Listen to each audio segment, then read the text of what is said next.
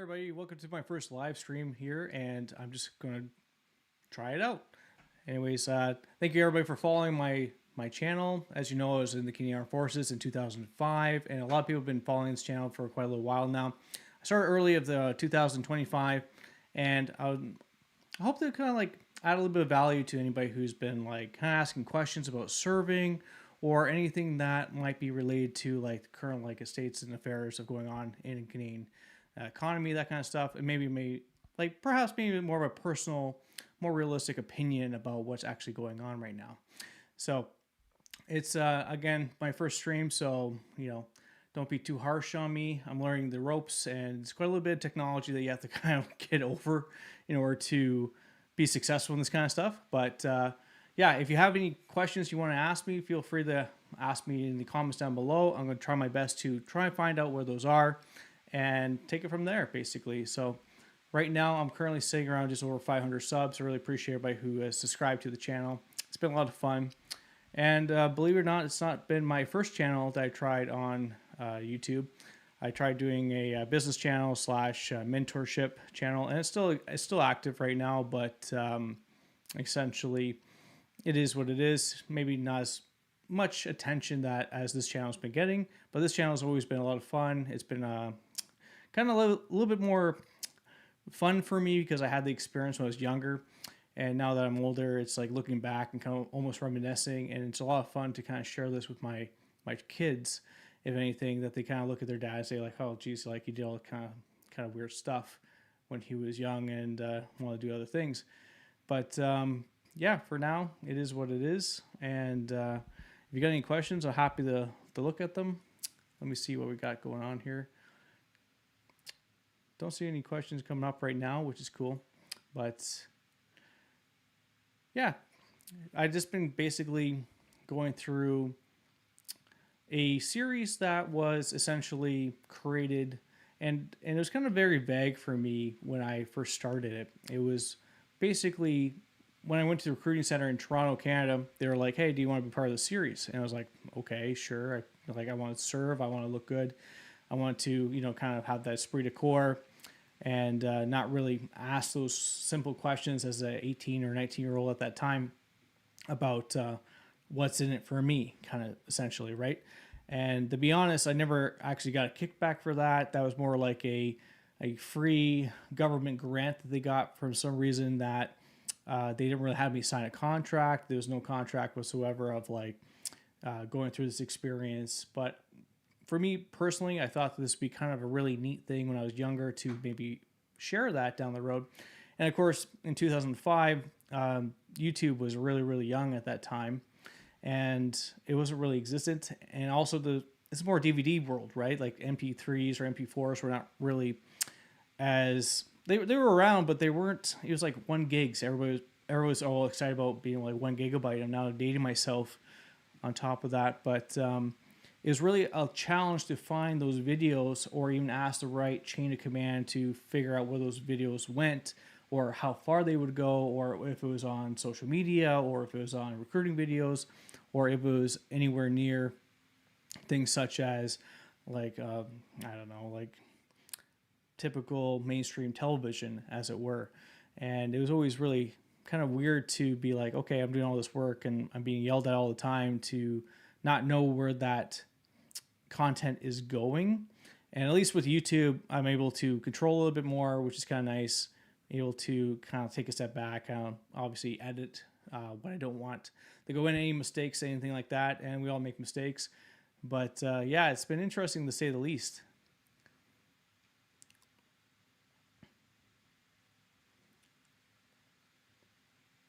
Let's see how many people we got going on right now.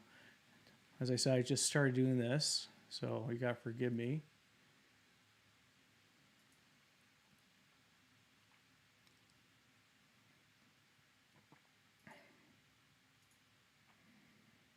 It says that we're live, so I have to take it for its word. Okay, we got 4 viewers right now, so thanks guys for watching right now. Got any questions? Don't forget to ask if you want. It's up to you guys. But if you got any questions specifically about joining the military or like my experience with the military, as I said, did serve in Afghanistan, in 2008/2009, and it's been quite the experience. I was a combat engineer, and if you don't know what a combat engineer is, that's essentially somebody who is basically trained to deal with demolition, anything with explosive ordnance, counter IED, and also anything to do with demolition as well as construction within the trades as well. They like to call it as the tip of the spear, if you were to say anything, but it is essentially that's what combat engineer is. It is to be able to deny the enemy, at the same time be able to get your team members across the finish line, right? So if you have like obstruction in the way, if you have an obstacle in the way, the whole point of the combat engineer is to basically remove that from the face of the earth, or be able to get them across it, right? So combat engineers, they have they're basically like flotation bridges that you're able to erect on the ocean and on the waterfronts, that kind of stuff. And you're able to control that with boats and create basically a long bridge. I don't have an example of that right now, but it's kind of a very neat experience to have that. And the weight capacity of those bridges that can float in water are quite impressive, as tanks, any kind of artillery, or any high vehicles can actually get across the water safely. And there's actually bridge operators, or excuse me, not bridge operator. Well, I guess so. Bridge operators slash 2ICs and like boat operators, ensuring that the current isn't too strong. They're able to maybe push forward or push back on those boats to make sure they stay aligned, and that you're not losing multi-million dollars worth of equipment, obviously in the drink. So that's always something to be kind of out for. But yeah, we just went over 500 and I think 582 subs right now. So I really appreciate everybody who's been watching. And we're slowly growing this channel. It's been a lot of fun. And if you decide to, don't forget to share a little bit of love. Help me support my coffee addiction. It's really late right now. It's around 11 o'clock p.m., 13 p.m. And yeah, it's always a lot of fun. But a lot more content's coming down the way as well. Obviously, we've been doing a lot of the Basic Up series. And the first season was just something that I was actually part of. It was a lot of fun to be part of the Basic Up series, even though it was maybe stressful at that time. And if you haven't watched those, make sure you go back and take a look at that kind of stuff. It was a lot of fun at the time. It was also really nerve-wracking. I think that personally that it was a little bit stressful going through that process, because you have a lot of stress of like, you don't want to fall behind, you want to do really well, you want to be showing up for your team members, you want to you want to be a leader, you want people to follow you, and you watch all those kind of those movies, and everybody thinks that they're the hero, basically, right? So you always want to do the best that you can in order to strive and really do your best to serve Queen country at the time. As they would say, God save the Queen, but unfortunately she passed away, and now it's the King. Yeah, so they don't really show you throughout that series about the tougher moments. They really focus on maybe the female side more so than our side, and like Whitey and Harding. Known those guys for a very long time now. They kind of obviously over the years kind of grown apart, and they pursued on their career paths and had a lot of fun with that throughout. White, as an example, Private White, Ryan White, he did extremely well in his career, and he might be still in now. I haven't really asked him. I do talk to him from time to time, but he was in Basic Up with me that first season, and he became a combat engineer with me. He went to Saint Jean, Quebec, where we did their basic training. Then we went off to New Brunswick, where Gagetown is what it's called. And basically it's called Moncton is the actual town within Gagetown, where it has like a fabulous base, lots of great trainers there. And I believe it's one of the biggest bases in the British Commonwealth. And it's huge, absolutely massive. So like you got your main structure building facilities, but you have a ton of acreage. And I don't actually know how many acres that they do own to do the training. If anybody knows that, I would love to know down in the description down below or the comments down below if you guys know anything about that history. But yeah, fabulous place. Great little town. Fredericton is right nearby. And once you get through basic training, then you're able to go to your SQ, which is your soldier qualification. And once you're done your soldier qualification, which is about like 2 weeks when I was in, and that's basically like basic machine gun courses as well as grenade, frag grenade, and things like that. I think a lot of it's been suppressed, but if anything, when I showed up, it was relatively quick. I thought it was going to be a lot longer, and I didn't really have any high or low expectations. It was after basic training, we kind of just jumped on the bus. It was close to Christmas time. We just graduated. I had family that came over to try and support me, and I didn't really know the rules or like what to ask at that time because I was young. I didn't want to get in trouble. I didn't know if I could actually ask for special leave to basically go with the family like a day early and then basically ignore all the extra travel I had to do on top of that because you had to go on top of a bus and then do that whole, I think it was like 12 hours of driving or so, give or take, to get to Fredericton. So that kind of sucked. And then during that time, kind of just, try to figure out what their next orders were. But once you're done that, then you go to your actual main trade in that location. And that, like I said, as a combat engineer, that was in Moncton. And that course was probably about 4 to 6 months. It's been a long time. I can't really recall on top of my head. But it was very extensive, lots of training, lots of like really, really late nights, early mornings. And the instructors were great. But it was a challenge because it was just like nonstop, like go, go, go. And I think that, to be honest, a lot of the, I don't know, YouTube was young back then. Okay, so there was a course video that was created by one of our members, and it was a great video. They showed all the demolition that we did. They show all the explosives, all the ordnance that we used. I believe we stacked like 4 tank mines on top of each other with a block of C4. We flipped the tank turret multiple times. We used trigarane, which is a high explosive ordnance, and drilled into the ground, and we poured that in there with a couple of leads going in with like C4 and that kind of stuff. But we made big holes, lots of demolition, lots of explosives. Learned lots of like tricks of the trade. There's so much to learn, guys.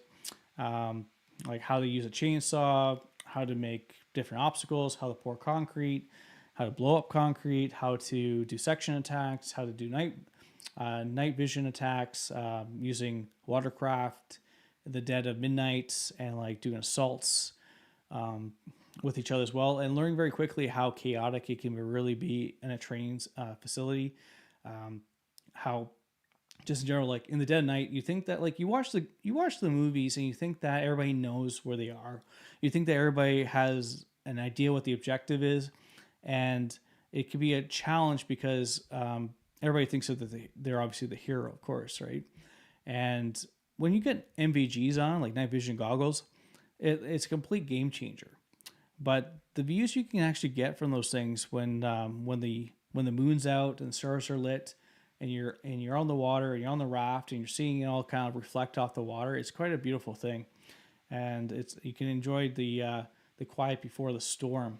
But once the action starts hitting, it's very hard to detect who is a friendly and who is a foe.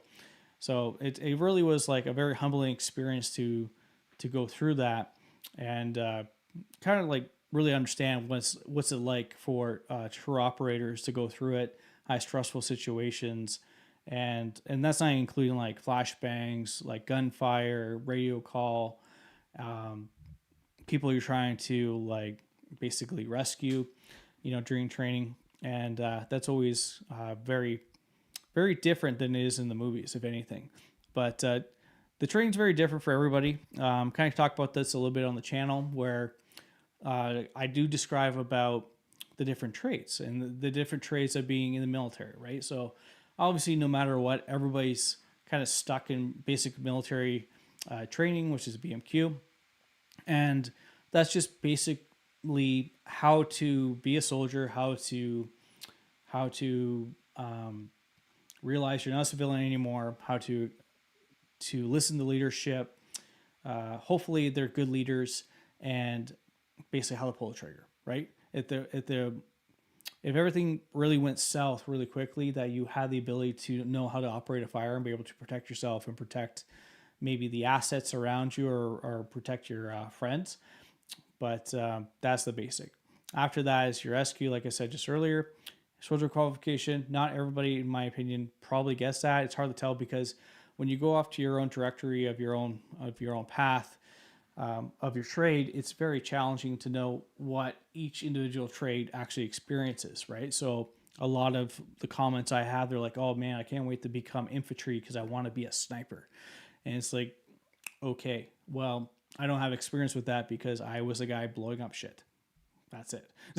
So, kind of actually reminds me of a great story. Did a lot of training with snipers, especially during Afghanistan and even after Afghanistan. We were in California, and there's a base in California. I can't remember what it's called. If you do, write down below in the comments. But basically, it was like we had the Canadian snipers. We went up to them. We said, "Hey, like if you let us use your rifles, we'll let you use our explosives." And they're like, "Oh, okay, sure, okay, yeah, so let's do this." So we went up to the training into the mountains of California, and it's all desert around us.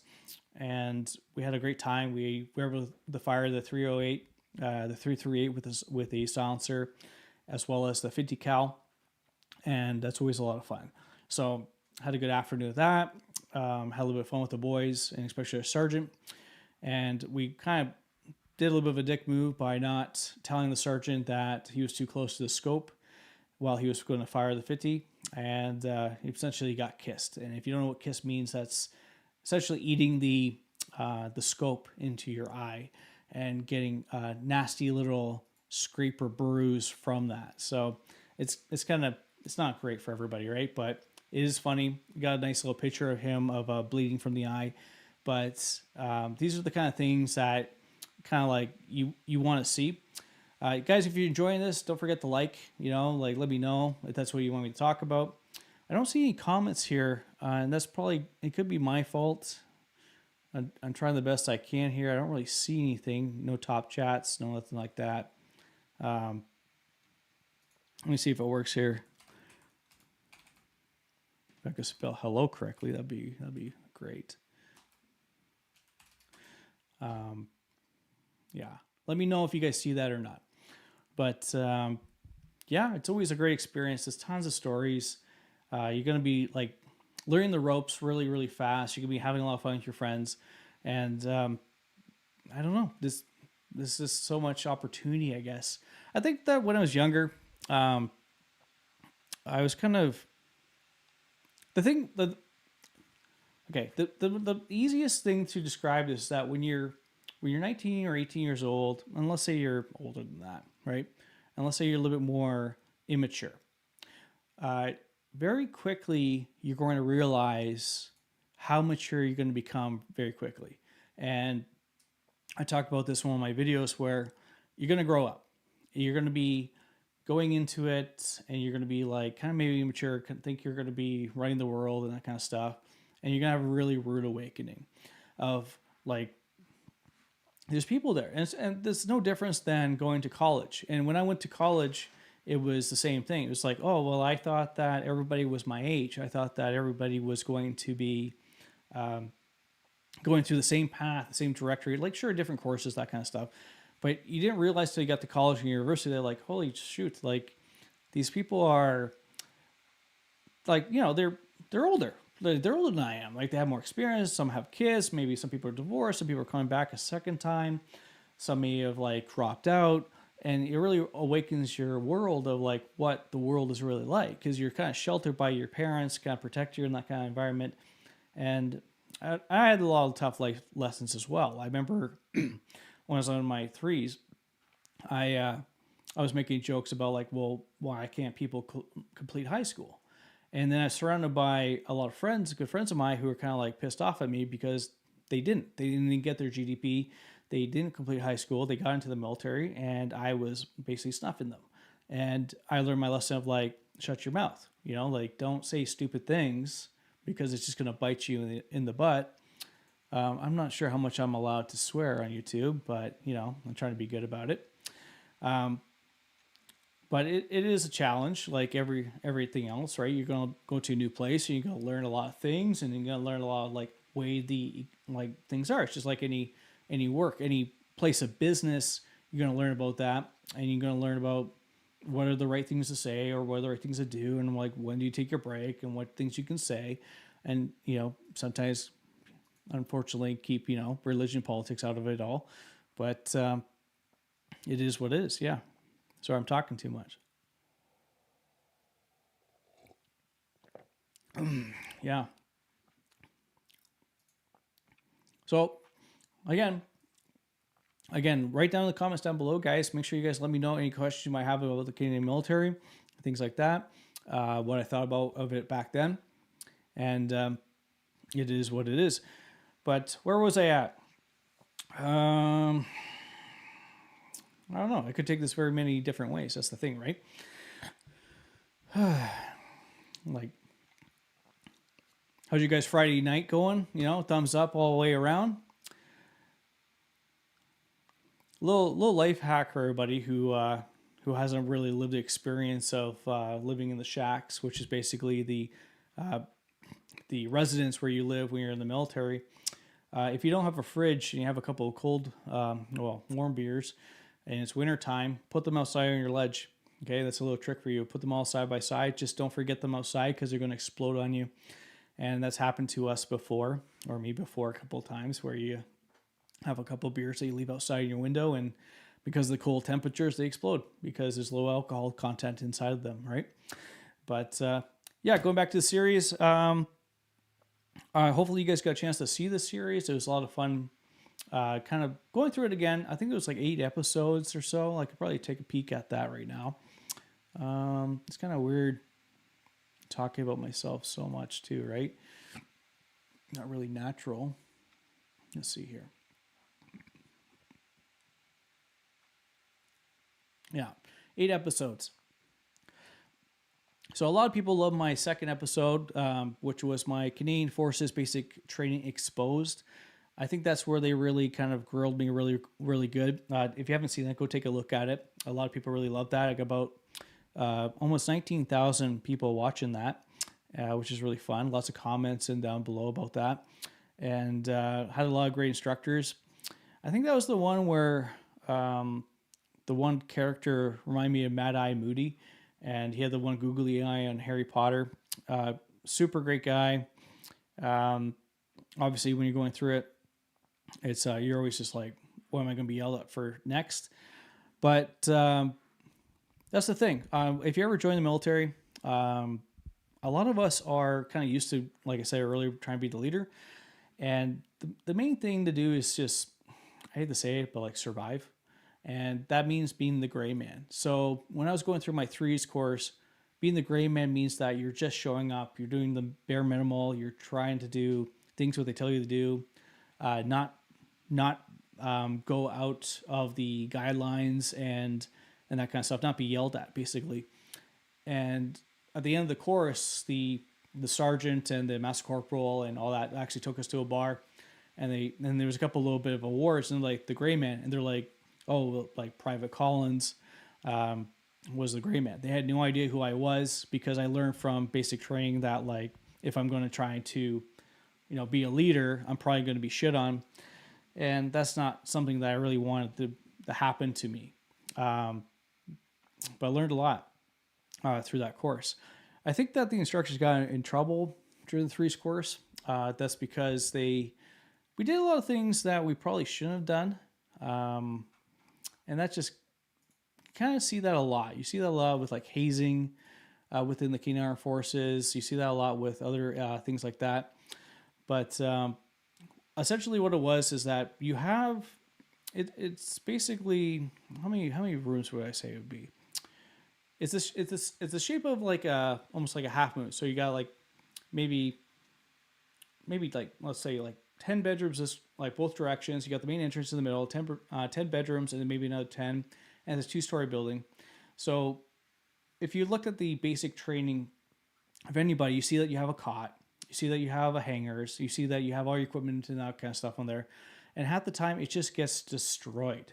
Like if you have somebody who did an infraction or like they didn't leave their locker locked or they didn't do something correctly, the whole game of it is to just destroy everything, and that's why they just make you label literally everything, because if you don't label it, you're probably going to just lose it altogether, and everything gets messed up because the last thing you want to do is wear your buddy's like underwear, right? So so that's kind of funny to watch that, but yeah, they make you label all your underwear, all that kind of stuff. But the thing is, what they did is that they ordered us to take everything out of the bedroom, like of the bedroom, and then go outside and then reorganize everything all over again. And they gave us like 20 minutes to do it. That was it. So we literally had to take all the cots, all the linens, all the anything that was left on your bed that was for inspection, bring it outside, come to like perfect unity, like right outside your window. It was like literally like if your bed was like right here and you had a window on the opposite side, they wanted your bed to be there and they wanted it to be exactly lined up. And then you put your bed there and all the things on top of your bed. Is if you had a rifle, you would have to disassemble that rifle. Any boots, all that kind of stuff, all had to be lined up perfectly. And essentially, we were like hanging on to 2 dowels, 2 guys in between, and having all your clothes on hangers and having on order, and then you'd be standing at attention. so so even though that was a little bit stressful, but it was a little bit funny at the same time, because it made you do that. I think they got a little bit of trouble for that because that's the next level of kind of like ticking off the Canadian Armed Forces of like routing stuff.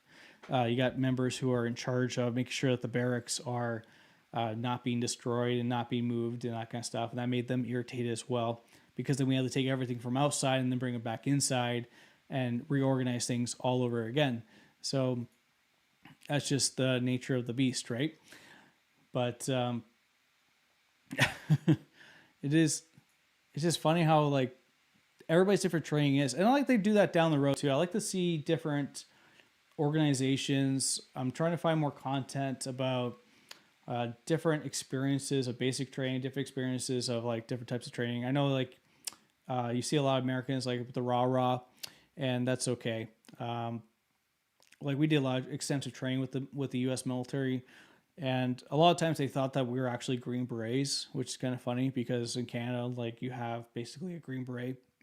Excuse me, if you're in the Army or the artillery, you have a Red Beret if you're in like an MP, essentially, or I think now if you're airborne on top of that, you get a Red Beret. You get a Black Beret if you are armored, or if you're I don't think you're Navy because you have the typical cap that they wear on top of that. The Air Force has the Blue Beret, and they might have wedges too. I can't recall because I wasn't in the Air Force.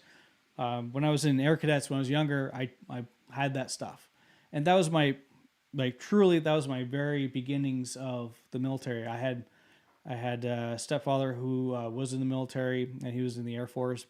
And when I joined the military, I was like, I don't want to be like you. I want to be like something else. And that's just kind of like the typical, thing that like kids do. They want their own path. They want their own journey. They want to be able to make their own name, not live in somebody else's shadow. And, if you experience that, guys, like make sure you're ready to comment down below. But I'm not seeing anything. It says, welcome to live chat here. But I'm not seeing anybody. Anyone out there? Yeah, not seeing anything yet, so. But that's okay too. As long as you're not watching this from sitting on a toilet, I think we're doing okay. Or maybe you are. Thanks for watching. But yeah, so Air Cadets was really good. I was in Chatham, Ontario. I think it was Squadron 294. I think that that might have been it. It's been a long time. It was an old armory from Chatham, and it was on the Thames River. The Thames River is iconic because of the Battle of was it 1812? 1812 was the Canadians, the Brits, versus the Americans, and that was one of the wars that we won that they don't want to talk about. Nobody wants to talk about burning the White House down, but at that time, not today, obviously. But that's kind of like in the history books. It was kind of cool being around that. The armory was beautiful, antique building, huge facility. You probably look it up on Google, but yeah, they taught like quite a little bit for what it was. Every weekend, you go in. If you're not familiar with the Air Cadets, you have the ability to go in every single week, and then you have responsibilities of like shining your boots and all that kind of stuff. And that kind of gave me the directory to, like, I did want to join the reserves when I was 16 years old, which I believe is the legal age so you can join the reserves with consent from your parents. But they didn't want me to do that, so essentially I think I bowed out around that age of the Air Cadets. But they taught me a little bit. They taught me about drill. They taught me about how to use a firearm. I never had experience. I said this on my channel before. Firing a firearm before that.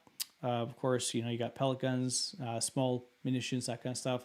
But they had like 22s. I can't recall the firearm for the life of me. It was a long time ago. But they had a couple of range days. They talked about like camping, survival camp, and yeah, like when you're younger, you think that they're like they're amazing, but when you're older, you realize that they're just weekend warriors, and that's okay too. But yeah, it's always fun.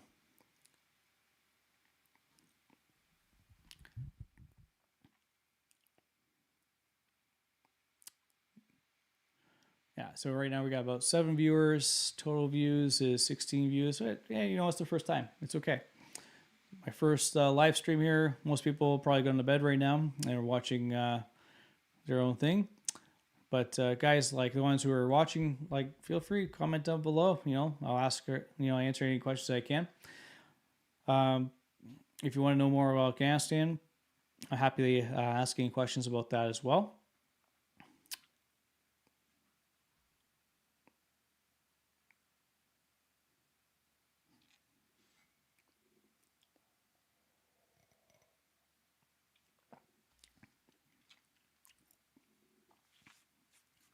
How about this? How about you guys just say about where you are from around the world? Are you Canadian? Or are you from the U.S.? Where's all the views coming from? Kind of interested in learning about that.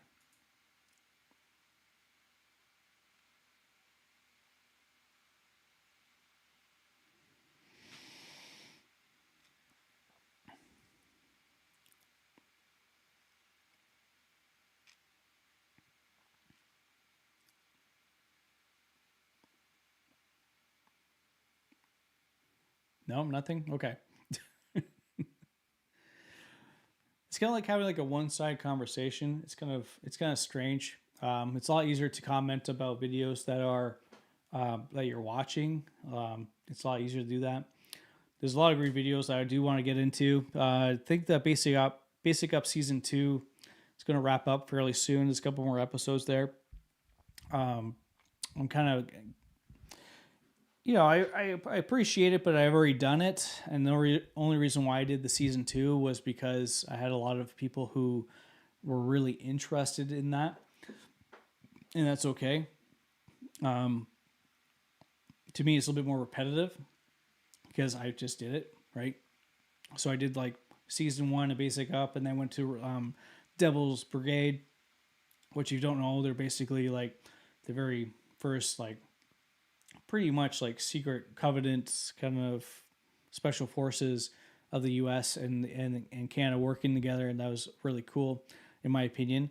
I'm surprised it didn't get as much traffic as I thought it was going to get. I thought that it was really kind of neat that you got the experience about what they actually wore back then, the kind of equipment that they were using, the kind of strategies they had to deal with, the climate, the geography, all that kind of stuff. Maybe I'm more of a history buff than most people, but that was always more interesting to me of like what was war like really in 1942, 1943.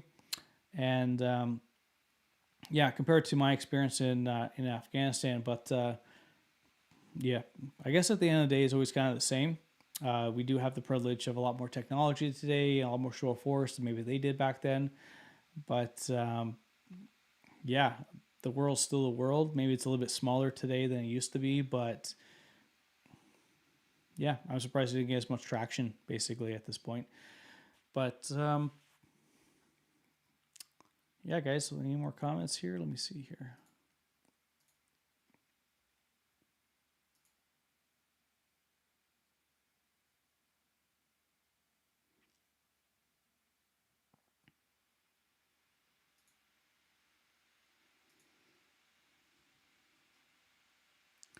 I want to make sure that this is working correctly for you guys. That's why. Everybody's so shy.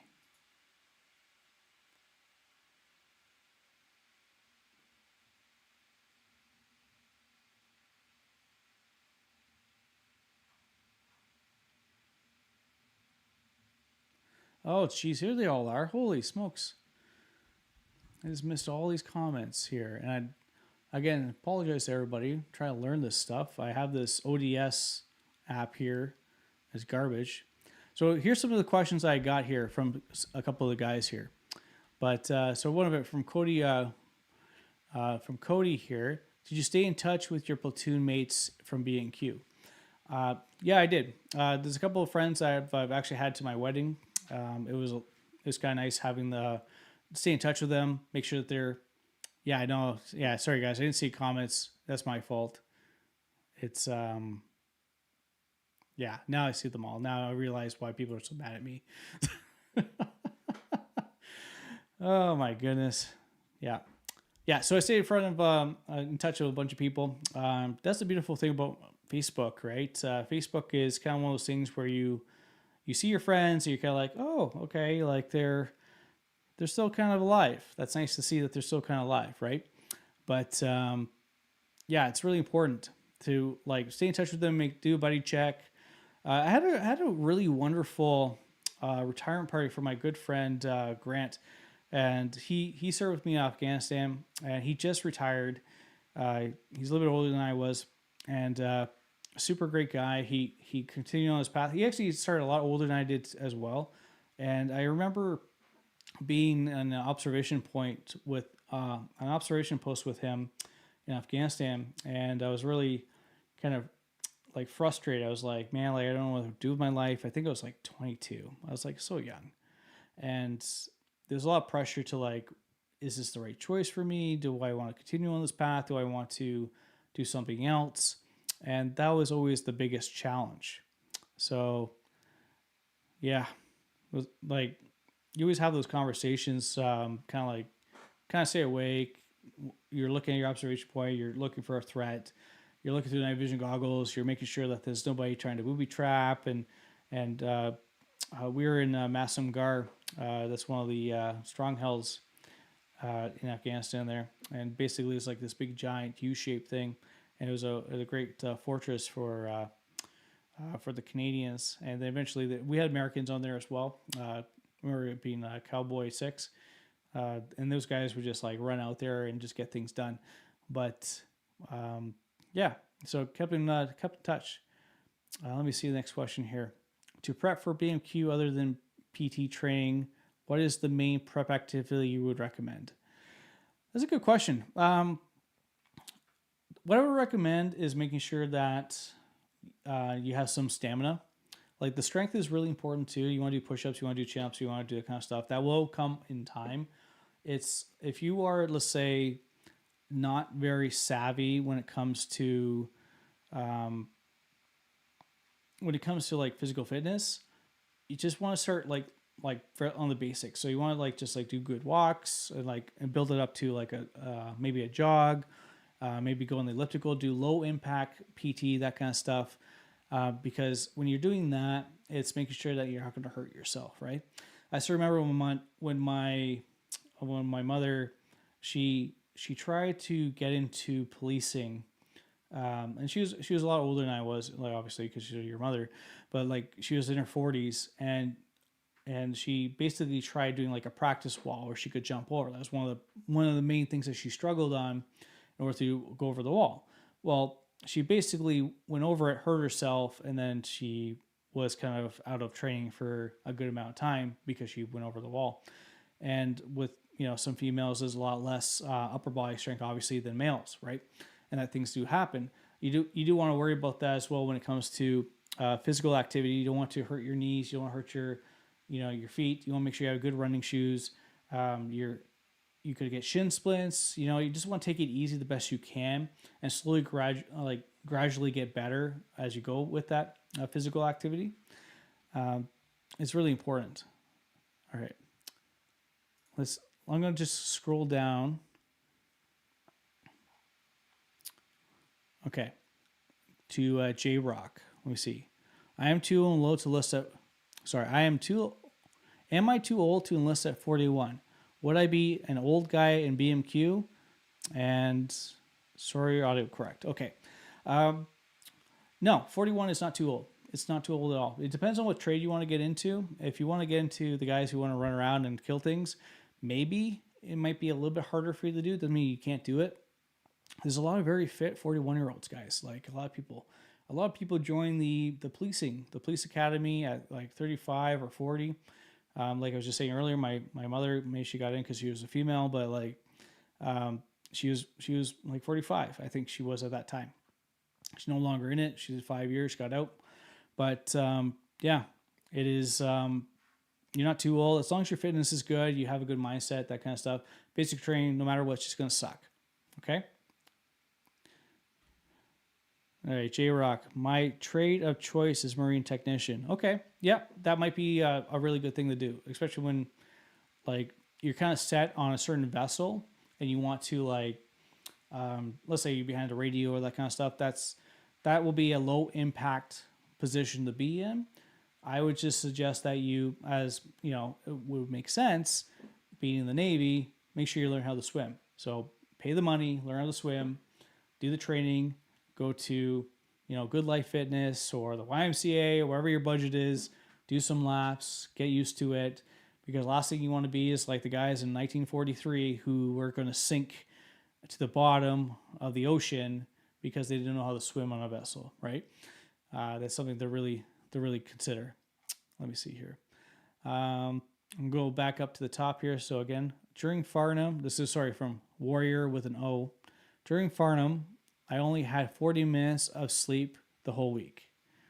I don't believe that, but yeah, I can kind of see what you mean. Maybe it felt like 40 minutes. Sleep deprivation can be like kind of a real thing where you want to make sure that you have enough gas in the tank for the next day, right? So a lot of things you're going to learn really, and this is where my wife gets really mad at me because I can sleep anywhere, anytime, anywhere. I'll get racked no matter what. And she gets so mad at me. And I remember, I think it was 2 years or 2.5 years ago, I just had to prove it to her. So I literally had this leather couch and so imagine a leather couch and it had like an ottoman, right? And I'm like, I could prove it to you right now. And maybe I have a condition. So I just laid flat on my stomach on top of the ottoman, on top of the leather couch or leather chair. And I passed right out. It was like 2:30 in the afternoon, most of the day was already past me. And that was it. It was like, I was done. And she was so mad at me. She actually took a picture, I think, maybe a video recording, just to prove that it was actually done. And that's what you're going to learn. You're going to learn how to get sleep when you can. It's the classic thing of sleep when the baby sleeps. And that's kind of the same mentality, except you're not worrying, obviously, about an infant. I can tell you right now, the military will not prepare you at all for having an infant.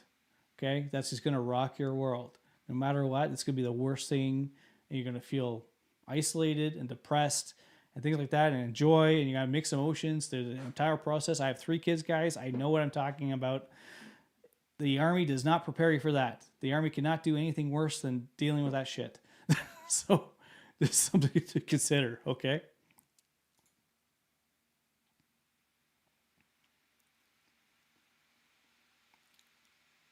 All right, you're welcome for answering the question. You're probably the only one still awake at this time. 8 viewers. That's cool.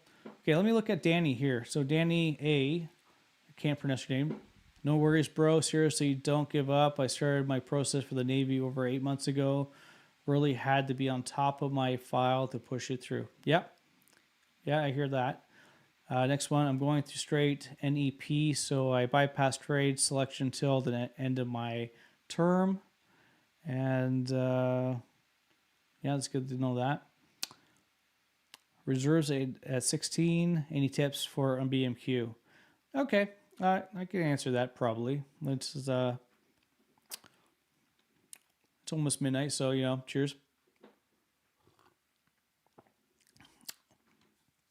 So, being a reservist, you kind of have a little bit of a leverage.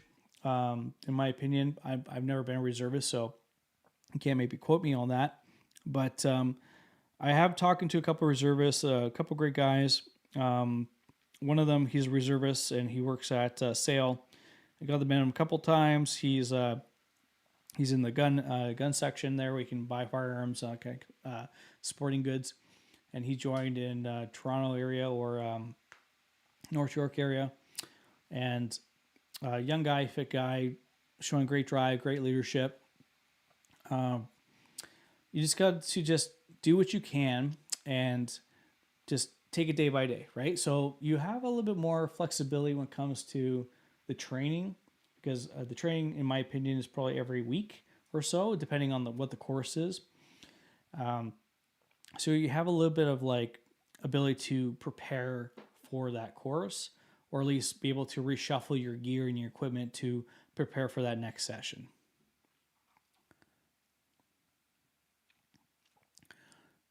Okay, I don't know if I answered that full question, but I just saw another comment here from Danny. So, missed my initial comment, bro. Sorry, man. So, got my offer letter and BMQ date today, bro. Really enjoyed your content throughout the process, man. Priceless stuff. Curious if you had any intersection on the NEP program and thoughts of this. Sorry, man. I don't really know what NEP stands for. It's my acronyms. I'm 39 years old. I left the military in 2010. I became a high angle rescuer. I joined the auxiliary police, tried to get into policing. I got into hazmat stuff with a company in Hamilton, Ontario. I got into more nasty stuff with like an abatement company for mold remediation, asbestos remediation. I got into health and safety. So like the acronyms is just like it's just mind boggling. Like I can't. My brain has shut down. So if you want comment what that means, I'm not going to look it up. So I might not be able to help you on that one. Shinaba Bibi, sorry buddy. My trade is signal operator. Yeah, I know a couple of great signal operators throughout. It's a pretty cushy gig from time to time. You just got to get used to being irritated with people all the time. That's it. People don't know your trade. People rely on you. You're going to train them. You're going to teach them. You're going to teach them how to do secret codes and how to like do your radio checks and all that kind of stuff. They're going to be mad at you no matter what. You're going to be mad at them no matter what. It's just, it is what it is, right? Let's see. Okay. Yeah. Thanks, J-Rock. Yep. Got it. So, yeah, as a SIG operator, you're essential to CAF, absolutely. But yeah, I've been out of the game for a long time, so I don't know what the new equipment is. If there is any new equipment, I know the Liberals have completely destroyed the military and spending the last 10 years. If you're a Liberal, I'm sorry to hear that. You do you. But yeah, we got to see a lot more money being spent on the Canadian military. It's been kind of really bad. The Band-Aid and duct tape isn't working anymore for that kind of stuff. But we had some really great equipment from time to time. A lot of like great vendors came by, showed us a lot of really fun things. And you're going to learn that because you're probably going to have top secret clearance, if anything. I had secret clearance when I was in, and I can't say more than that. But you'll figure that out if you join and you're lucky enough to go through that whole process. Yeah, so... Let me see here. New program from Danny. Danny, appreciate your comments, man. New program. It's been interesting to hear how you've leveraged your military experience in so many cool ways. Yeah, yeah, man. I tried my best. I tried to. I got out. Well, take a step back here. When I was 18, I went to a recruiter for the policing, and I was like, what do I need to do to get in? Like, this is what I want to do. I want to join SWAT because I saw the SWAT movie, right? We all saw that SWAT movie. It wasn't that great, and and it was kind of like someone's like, yeah, that's something I can see myself doing. I want to serve my community. I want to do this. I want to do that. I want to be badass. I want the cool guns. Joined military to become a police officer, and then I did my 5-year tour, that kind of stuff, and then I got out, and it was a challenge. It was really, really tough to get in. That's when the DEI stuff kind of started around 2010. Nobody ever talks about it, but like it was crazy. Like I had a lot of people I know that had less experience to live with their parents and like got in as a police officer. Got like because there's multiple steps, right? You got to do your ATS, which is like your very simple testing to get in. Then you got to do a psych test, and then they ask you like various questions, and then once you pass all that stuff, then they give you more interviews. And essentially, I remember that I was in the community of Halton police, and the sergeant who at that time talked about experience I had in Afghanistan, and she didn't believe me. She didn't. She was like, I was like, I had the section commander. He was under fire that we thought. I went over to go assess him, make sure he was good to go. He was the only one there. I went there to go suppress if I had to be there. And she's like, I don't believe you. I was like, okay. And it came to the point where you just realize, like, okay, she's not going to believe me because she has some sort of issue. And then I was like, do you want me to draw this out for you? Do you want me to draw this out on a piece of paper? And then the guy beside her was just laughing because he knew that I was the real shit. And she was just like, nope, not having him. He's not, whatever. He's not the person we're looking for based on ethnicity or sex or whatever. Right? And I was like, okay, fine. So I just said, freaking screw it. So I went off and I tried doing other things, and which I kind of laughed with my wife. My wife is wonderful. She's like, just do things less dangerous. So, went from like being in counter ID down to, trying to get into high angle rescue, confined space rescue. Went from that to like hazmat, from hazmat down to asbestos down to health and safety, down to being self-employed entrepreneur. So I guess, I don't know. Like I have lots of friends and who went through JTF2 and a bunch of things like that, CSOR. They made great careers. Probably if I stayed in, I probably would have went that route, J-Rock, a bunch of other things. But it just wasn't my thing, and I don't regret it. I think that policing is a thankless job, and they bust their butts, and their hands are tied completely today. I had to be political about it, but the Liberals with this catch and release program is complete bullshit, and they're really frustrated, and they're trying to do the best they can to help the community, and they just keep on laying these assholes back out on the streets. All right, back to the comments. Let's see here. Oh. All right. J-Rock, cheers from Creemore, Ontario Bowl. I think I saw you do that comment a couple times, man. It's, yeah. Don't tell the people from Alberta that you're from Ontario. Danny, want to make sure you don't miss my... Oh, I think I already read that one. Sorry, guys. I'm going to refresh this again. Let's see here.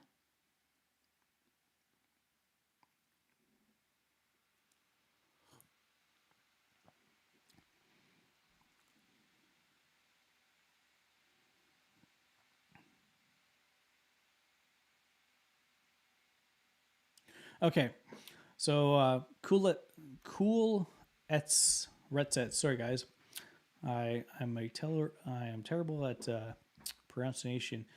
So, hey, I'm interested in joining and have been looking to signal tech or operator. If you could expand on a little bit more, that'd be awesome. Do they get attached to all different kinds of units? Yes, absolutely. Of course you will. You're gonna be assigned to somebody. You probably have like a main HQ, and they're gonna be like, hey, you're gonna be assigned to whatever, yeah, you can be assigned to maybe the artillery. We assigned to the Armor Corps, combat engineers, and like I said earlier, know tons of signal guys, great guys, very fit people. Looks like they should even be in that trade, and they should be like pursuing other things. But yeah, you get all walks of life, absolutely, and they're all useful. You need them all, no matter what. Um, Navy income.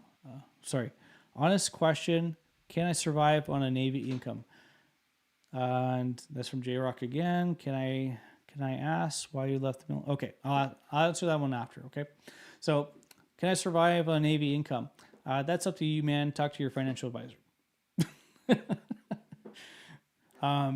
That's the challenge. It's depends like what's your standard of living, right?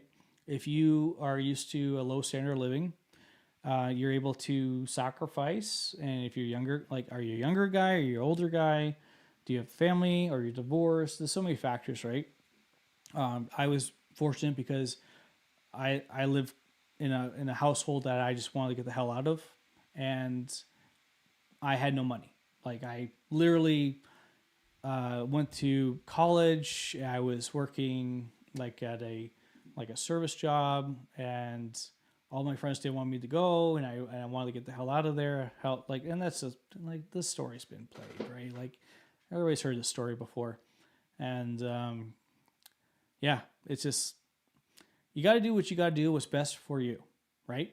And that's what it is at the end of the day. If you're able to, you know, apply, save a little bit of money, and then have a little bit of a nest egg and get the hell out of there because it's a bad experience or you want something new, like it's up to you. Do it. I am not paid by the recruiters, guys. I'm not here. Maybe I should reach out to them if they want Canadians to be more involved in this kind of stuff, but that's not what I'm here for. Okay? So I'm not advocating on anybody's behalf to do anything. That's up to you. That's a personal choice. Talk to your financial advisor. But yeah, when I left and I joined, I had literally probably a couple of grand in the bank, and that was it. The military has all your information. They're going to pay you. You're going to be fine. Okay? Plus your housing and your food's like they say covered, but like you're paying for it, you know, like it is what it is, right? Let's see here.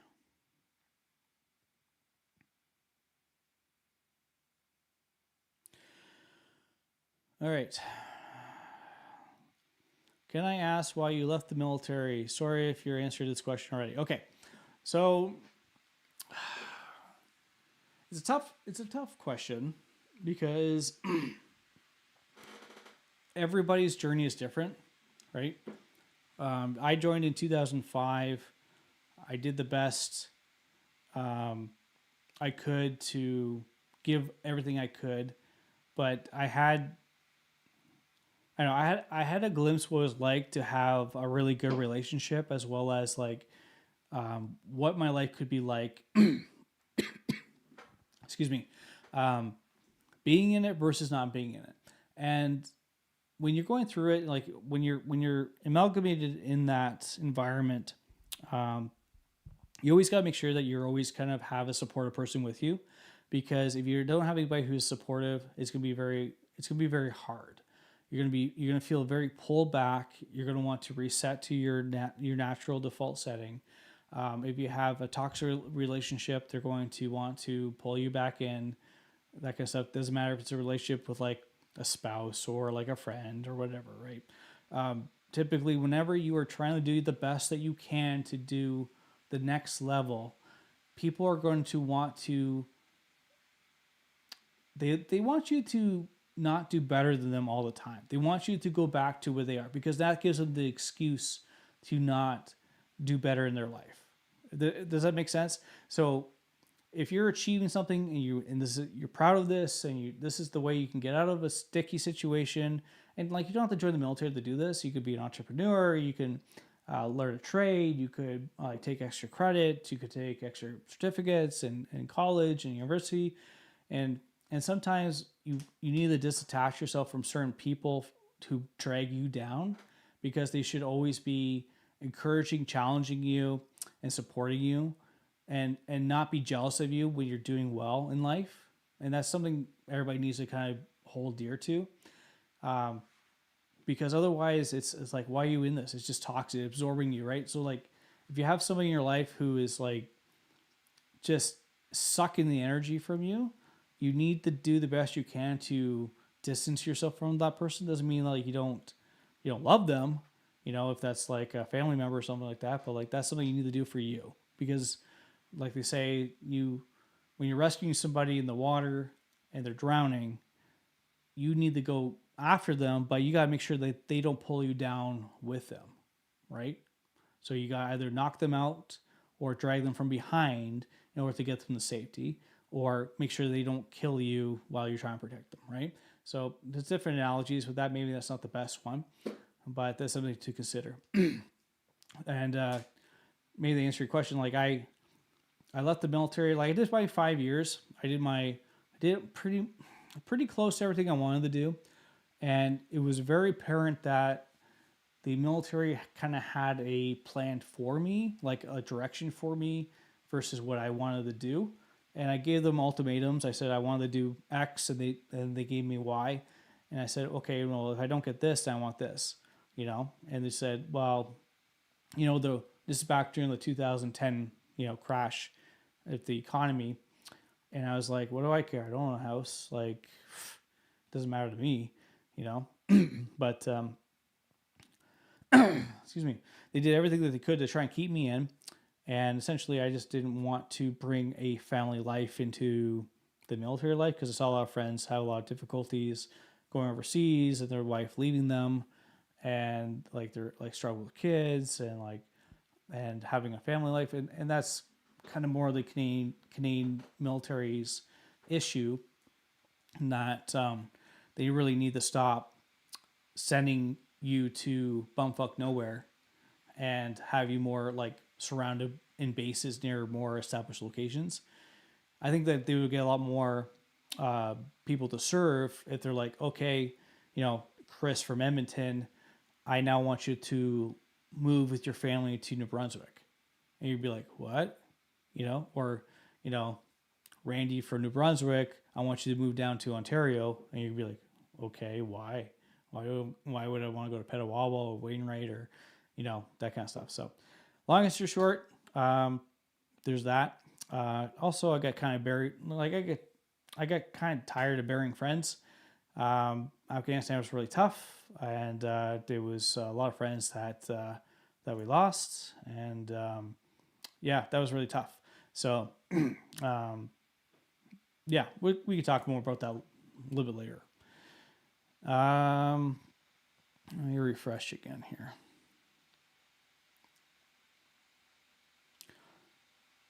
Okay, Daniel, thank you for the videos. Very informative. Danny, man, I appreciate your comments. You're so right, man. The process is very stats driven and very biased. So many credible dues deferred over and over without reason, even though they're struggling filling seats. I disagree. Yep, that's true, man. I think that everything's a little bit outdated when it comes to this kind of crap.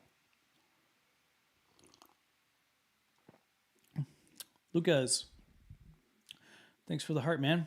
Long shot, but you ever got recognized from Basic Up? No, not until I talked about this earlier. I talked about this on the channel, but I never really been a hunter, right? I always was interested in hunting. A lot of friends who are hunters, and they kind of got into it. And I love firearms and this kind of stuff. And of course, right, when you're sleeping with your handgun in Afghanistan underneath your pillow because you're worried about the Taliban coming after you, kind of makes you a little bit more, snuggly with that stuff and more comfortable with that stuff. Essentially, I got more into hunting, and started shopping at Sale. Plug out the Sale, guys. Feel free to sponsor me if you want. That'd be great. That'd be wonderful. Wouldn't it be nice for them to support a veteran for once compared to, random other channels on YouTube? But, I was basically talking to that one guy I was talking about earlier, and he was a reservist, and he was behind the gun counter, and he was like, kind of talking about his experience and this kind of stuff. And I kind of brought it up. I said, yeah, like I was in the military, like I was in, like, humbly, I was in this. I can't remember how it really happened. It was organic. It wasn't like, oh, check out my channel, man. Like, it's a lot of fun to watch. Make sure you subscribe, guys. Like it wasn't like that. It wasn't cheese. It's just organic. The guy was like super interested, super informed, just like want to do best, wanted some experience, that kind of stuff. And I was happy to give it to him. And he's like, oh yeah, like I remember you, but like I remember me, the guy who's like, kind of like starting to thin out a little bit here. I don't know. The lighting's kind of tough in here. Kind of wear my hat, not because I'm bald, guys, because I like this hat. It's kind of like my brand. Um, it's yeah, it's just, I don't know. It is what it is, right?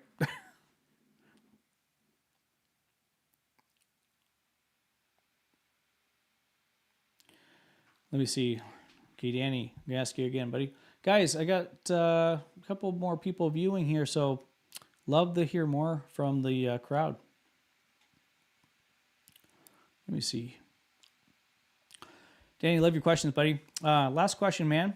Doesn't have to be the last one unless you're tired. After BMQ grad, if I'm posted out in BC, what would the process of transferring over look like? Do you ship out straight from basic? Excuse me. Good question. The best way I could kind of explain this, no.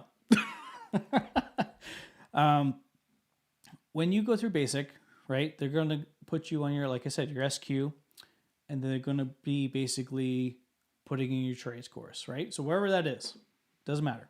Is that Wainwright? Is that in Alberta? Is that in Borden, Ontario? Is that in Saint Jean, Quebec? Is like whatever. They're going to fill you in where they need you the most. So they're going to be asking you, where are the top 3 choices that you have to stay, right?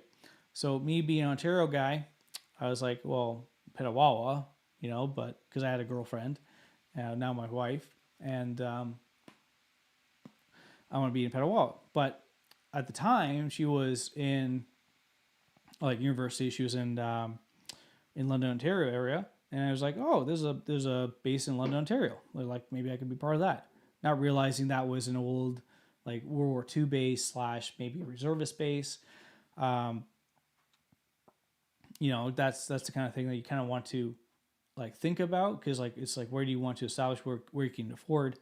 If you look at some of the most recent guys who just got drafted to the Toronto Raptors, they're really ticked off that they're now coming to Toronto. One of these guys are Americans that are coming from Florida, or they're coming from nicest places in the U.S., and now they're coming to Toronto, where it's freaking like a housing crisis, and like now they got to spend some of their millions on a stupid house that could cost them nothing in like Texas or whatever, right? But yeah, they do consider a little bit of that. Maybe you can negotiate with some friends about like where you want to be. Sometimes you'll find out that some people are from BC and you're from Ontario, and then you can maybe kind of swap with them and you have an argument with that, and that kind of helps a little bit.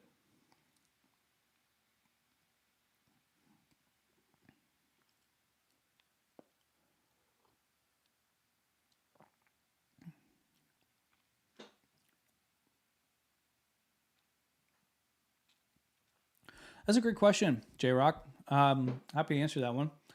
So the question was, what was it like living on a base with your family? Was the housing an issue? Good houses, amenities good? Question mark. You know what? Again, it depends on your situation. If you're with a family, it adds loads of complication, right? But essentially, whenever you start off, you're in the shacks, no matter what. So the shacks essentially is that you're going to be in an environment that is like a 3-story, the 4-story building, depending where you are, maybe 2-story. You're in a room either by yourself, or you're in a room with like another recruit, right? You don't get the choice typically. Down the road, you might be able to request maybe a change, but yeah, it depends. When you're actually able to get posted and get your family over, they have like specific housing for you, right? So it's like they're basically like triplexes or duplexes or townhouses, basically, where they're all subsidized living, and you depends where you are. So like, say I was in Petawawa, and Petawawa is a great base. The community grown quite a little bit, and they had townhouses. So a lot of people had the opportunity to a lot of people had the opportunity to like live together if they were tired of the shacks, right? If you're tired of living with other individuals and things like that, like members or young guys, or through too mature or whatever, or you get tired dealing with their shit, because that is what it is. If you're a family, you can move there. It really helps a lot too if you have a family, you have nothing, that they have a what's called a Canex. In the U.S., it's called a PX, and basically it's kind of like almost like a Best Buy, and you're able to go on payment plans, and you're able to get most of the furniture if you don't have furniture with that. So you can go on these payment plans. So you're 0% interest, or depending on what the sale is at that time, you're able to get televisions and couches and tables and all that kind of stuff to be able to furnish your place and have a more comfortable environment. But yeah, it helps a lot. So the payment plan essentially is that you don't really need to think about it. They just have a certain payment structure. You sign the dotted line. They know where you live essentially, and they'll take X amount of money on your paycheck, right? So you can't get away from paying them. It's not going to be like a credit card thing. It's just like you're kind of just, it is what it is, right? So that's really helpful when you literally have come from nothing. And I always suggest this to people who are like really, really not doing well, like the people who are like borderline ready to be homeless. Just join the military, try to get your ass in there. At least you have like some sort of help with like medical and something to look forward to, and grow a community, and be able to build that that psychological ability to be strong and like that kind of stuff. So that's always really helpful. So hopefully that helps. You could probably call the Canex as well if you are really curious. So just Google Canex. Like I think there's one in Borden, Ontario. There's one in Kingston. There's one in Trenton. Basically any military base in Canada, that's what it is. Like I said, the PX in the US is phenomenal as well. You buy all your stuff there when you go visit there, and they're really good. Let's see here.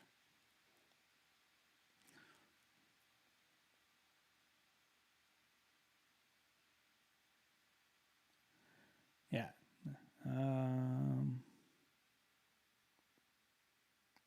So from Lucas, okay, do you ever think the training is easier today compared to the training you went through for the first time? Did they downshifted? Oh, that's a good question, man.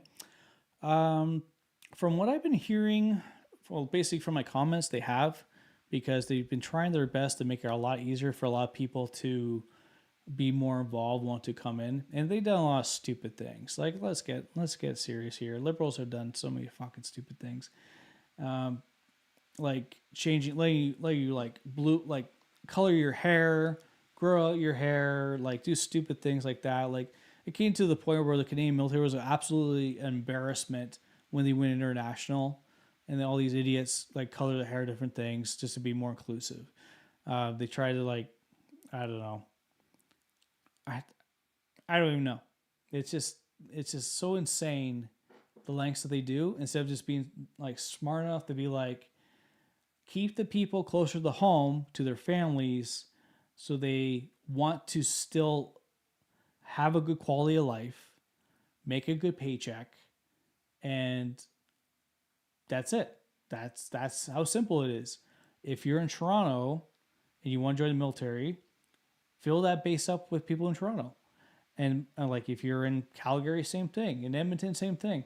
Like if you're ready to do actual training to teach these people like firearms or like artillery or that kind of stuff, go up for the week to these like locations and like do the training. That's it. It's not hard. Just be like, you are required by X to do this in order to stay in the military. If you don't do X, then you can't stay in the military. That's it. That's like any other job in the world, right? But at least you have the ability to, provide for your family, be there for your wife or for your husband, be able to pick your kid up from school, like deal with sick days and PA days and all this other crap. It's a lot more challenging when people don't have that opportunity. Like when you're a single dad or a single mom and you're trying to like get your kid out of school and like do their homework and try to get their mental health like in order and make them not feel anxious about you leaving for 6 months because they're going to live with your grandparents. Like the Canadian military, like it's so fucking simple, guys. It's not hard. Just ask people. Like do a fucking survey. Stop asking liberal shit because they don't know what they're doing. They're so hell bent on like, the feelings that it's like just do basic things that like, like God, country, family. That's simple. But I don't know. Vote for Ken. Might be a politician one day.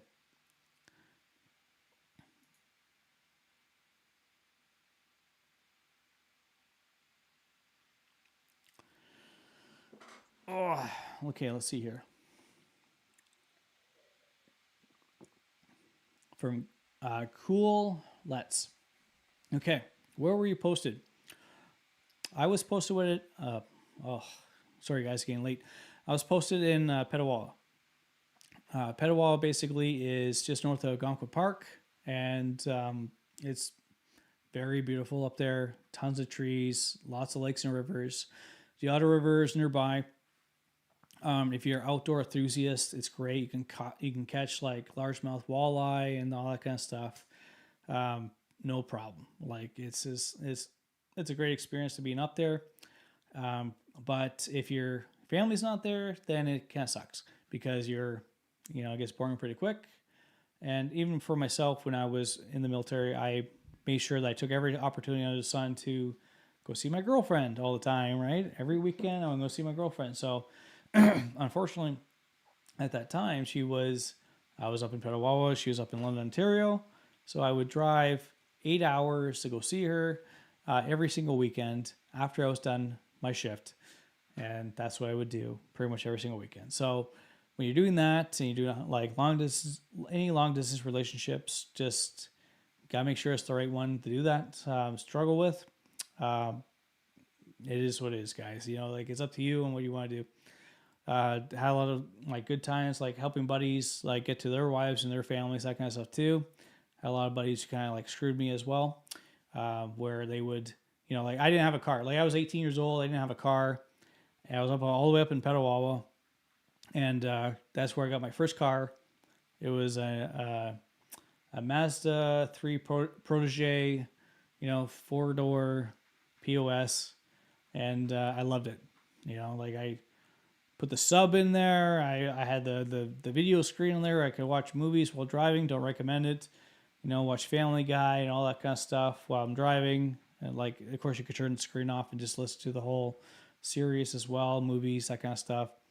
And yeah, it was a good little thing for like camping. Would recommend it for anybody's first car. Absolutely, it was a lot of fun.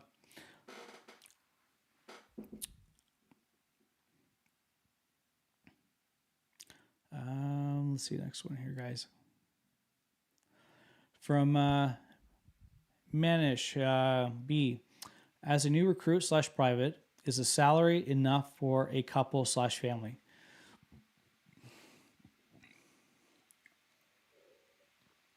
This is water, guys, not moonshine. Just FYI.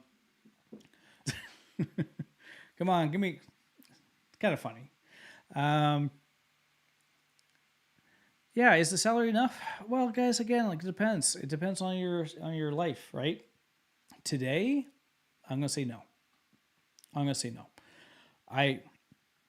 I'm borderline like in the position now where I believe the Canadian military should probably be unionized at this point, because the cost of living is absolutely crazy, for one. The salary is not catching up, for two. Average salary typically raises every like 2% per year, right? Maybe you have danger pay, maybe you have like away from home pay, that kind of stuff. That always really helps a lot. But when you have extremely high plans like cell phone plans, internet plans, you know, the carbon tax was a complete disaster for liberals. As you could tell, I fucking hate liberals. Um, sorry everybody. Sorry everybody watched the channel. Sorry, but you do you. It's expensive, right? Especially if you're a divorcee, like and you have children that you gotta look after, right? Or if you're a widower, like men or women, doesn't matter. It's very expensive. So you got to make that choice for yourself. You got to talk to a financial planner. You got to talk to somebody. Do your numbers. Like look at the numbers. There's lots of great things on the internet of like Excel spreadsheets. You could plug in that kind of stuff. It's really helpful, right? But you just need to look online because like I don't know, guys. I'm not a recruiter. Like I said earlier, I'm not here to recruit anybody. I'm just kind of sharing my experience because it's fun for me. But when I was in, I think I was making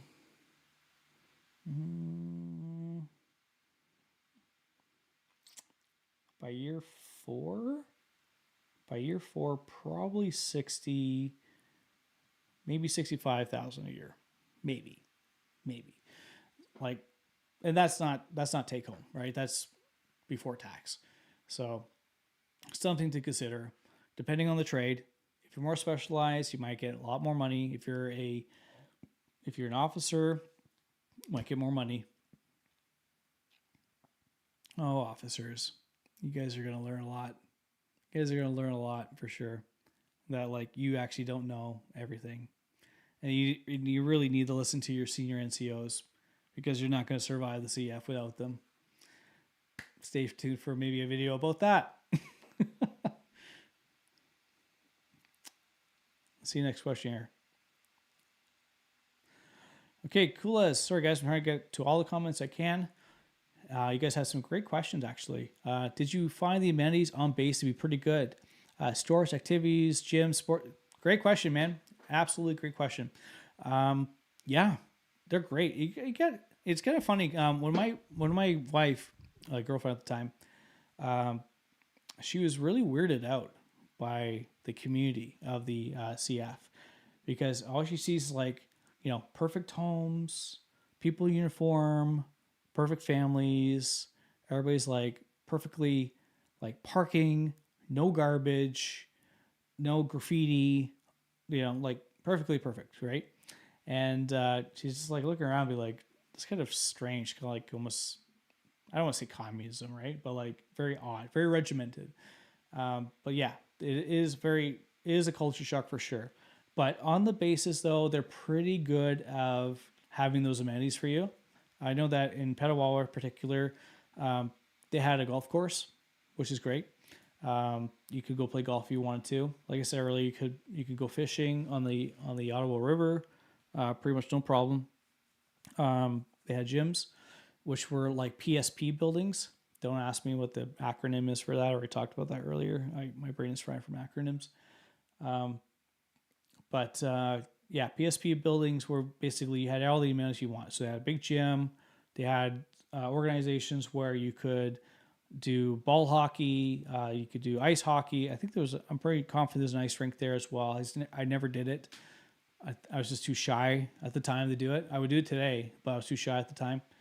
I don't know why. I was too shy to join any sports. I don't know why. But yeah, great facilities and like they had trainers there. If you probably want to take advantage of that, it was open 24/7, maybe at least late, like probably open till 9, open early.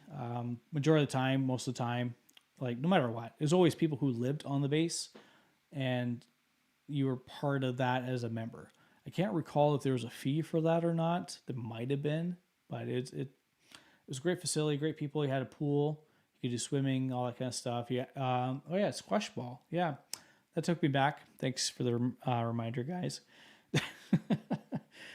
And yeah, where's our recruiting station right now? Let me take a peek right now.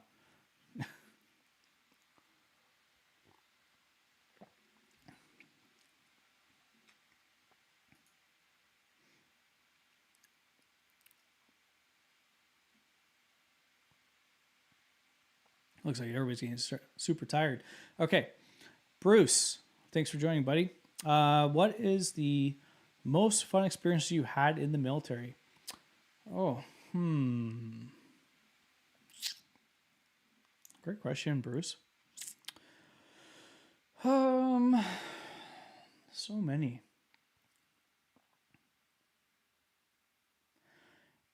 I don't know. You got to be more specific, I guess. When I was fully trained. Okay, well, he's kind of a decent one.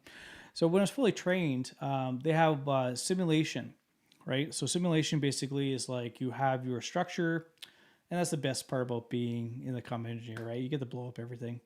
So breaching was one of my specialties as well.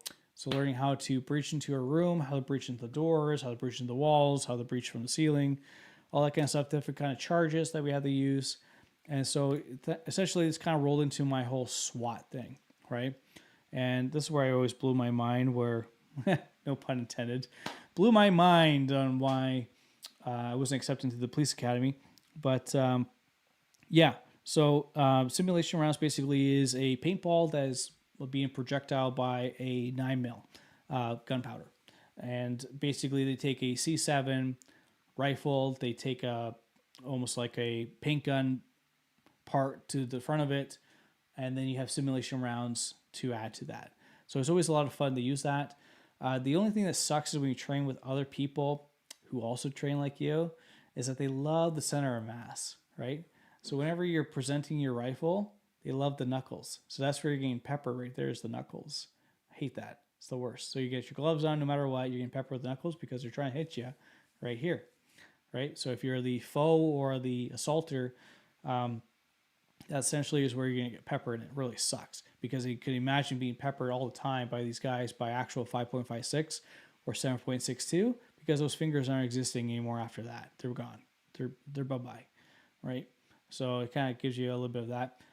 Also why I don't like Call of Duty that much, because I get really frustrated with Call of Duty because all the young kids from China and other places are really good at Call of Duty, and I take it really personal. So thanks for that, everybody. Let's see here. Next question. Oh, I have to replace this chair. This chair is complete garbage, and my watch is telling me that I'm a fat ass and I should stand up. Okay, let me see here.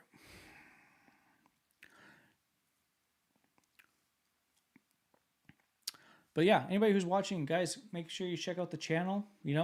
Feel free to subscribe if you haven't already. Lots of good content on there as well. Tons of videos, tons of things to binge on. Always love like these questions, things like that.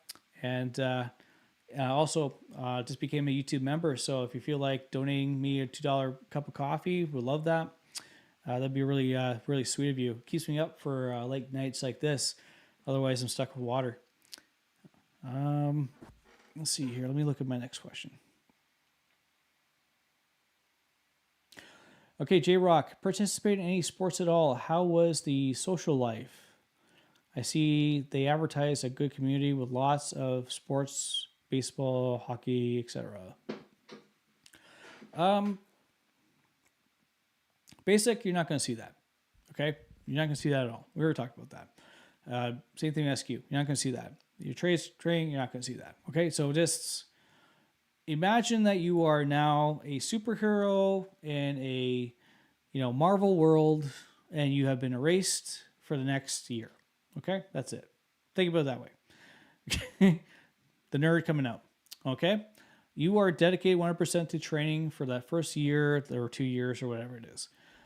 That's why they want you to sign such long contracts, because they are literally spending millions of dollars to get your butt trained so you could be actually decent at defending, right? Or be able to serve the community or the service or whatever, right? Whether that be a flood or international incident, or Carney, like for whatever fucking reason, decides that you should be a meat shield, right? Don't be a meat shield, okay? For him especially. But yeah, for other things like that, for sports, that kind of stuff, I know that there was guys part of the hockey team when I was in. I was the, I don't know, 20-year-old or whatever. Like I had skates when I was younger, but I never bought skates. I was too cheap. I was too poor and too cheap to invest. And because I was poor growing up, I didn't want to lose that money to invest in like extracurricular activities. Never really learned about budgeting or that kind of stuff, or I don't know, being happy. I don't know. Like my main focus was to just do my job, see friends once in a while, go see my girlfriend. Right, that was it. My whole world was that. Maybe that's why I didn't stay in as long. Maybe you guys can relate. Feel free to share a couple thumbs ups, give or take. But yeah, so my experience is there's tons of teams, things you can join, tons of activities. You're gonna have a lot of fun. Today is like I don't know. Today is way different than it used to be. Again, like I said, that was like 15 years ago, guys, since I left, right? So it completely changed. When I was left when I was in it, I was pissed off. I was like, it didn't make any like when I left. This is what's funny. When I was in, I was like, why are combat engineers not airborne, right? As an example, like it makes no sense. Wherever the infantry are going, they need combat engineers, regardless, because we deal with minefields, we deal with counter ID, we deal with IEDs, we deal with like sabotage and all that kind of stuff and booby traps and all this kind of stuff. Like, why do we not have an airborne for the combat engineers? They used to have it in World War II. What the fuck happened, right? Sorry for swearing, not so sorry. But eventually when I left, that's what they did. Yeah, so they made it perfectly okay again for combat engineers to jump out of airplanes once again. And that's what they did. So I was a little bit irritated with that. But I had a lot of friends who like had a really good career, and they decided once they became sergeant to kind of opt out. They wanted more of the family life and that kind of stuff. But I'm sorry, I got a little bit off kilter there. But yes, there's lots of activities you could do. You do things that are like, jump parachute training. That's not in the military specific. You get your hours and your jump wings and all that kind of stuff. Privately, you can join, golf clubs. You can join like racquetball and soccer and hockey and a bunch of stuff and that kind of, Ironman. Oh, there you go. Ironman. Let's give it a thought. Ironman was a big thing when I was in. There's lots of regiments that would compete against each other, and some guys were just absolute like animals. And I had a couple guys in a regiment who were like just drunken idiots who were just complete animals. They would literally stay up till 4 o'clock in the morning, getting complete hammered, and then go on this crazy adventure of an Ironman the next morning, like 3 hours later, where they'd be doing like, 10-kilometer marches and then having a canoe for another 15, and then like whatever the schedule is. It's just something I could never do. But yeah, so lots of fun.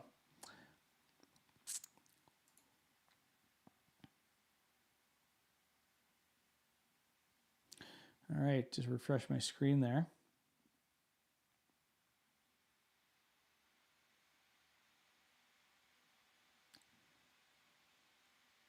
Okay, from Lucas. Okay, slowly getting through it all, guys. During the Basic Up show, have you ever thought of leaving the training? If so, are you glad you stayed? Okay, that's a good question. That's not too bad. You know what? It's different for everybody.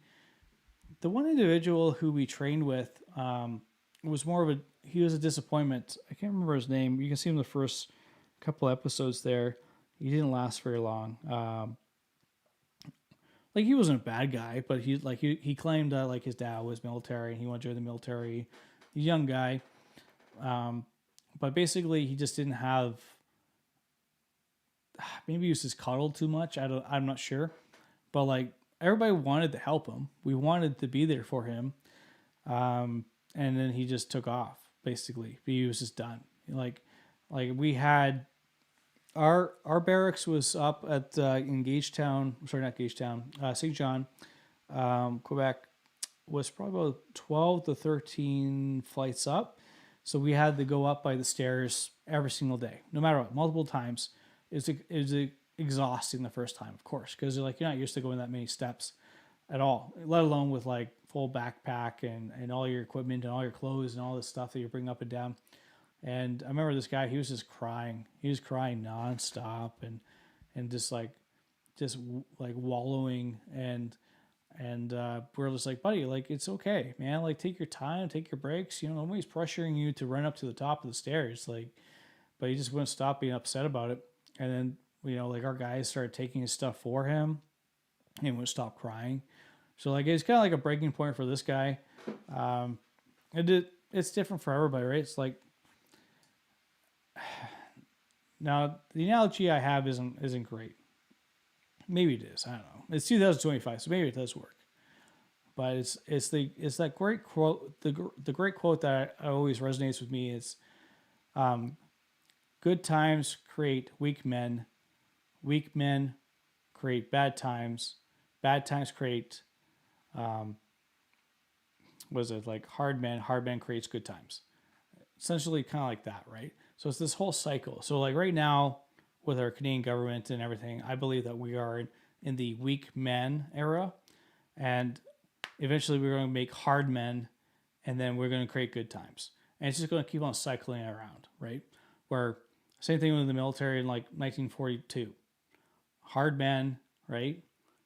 Went through everything, created weak times, like our parents that like literally didn't have to deal with anything, and now they're creating, the next cycle, right? So, I don't know. Maybe I'm wrong. Maybe I'm wrong. Tell me in the comments down below. Feel free. But that's the way I kind of see it. And we try our best to help him out, but he didn't want to be helped out. Oh, so next question of that. So are you glad you stayed? Yeah, I'm glad. Of course, there's times like I was like, what am I doing? But I didn't want to go back to living with my parents and dealing with their shit, basically. So I thought this was the lesser evil of that. And everybody's situation is different. It just wasn't worth it for me. So it's like, this is all or nothing, basically. And I'm just going to do this or get kicked out and then reapply.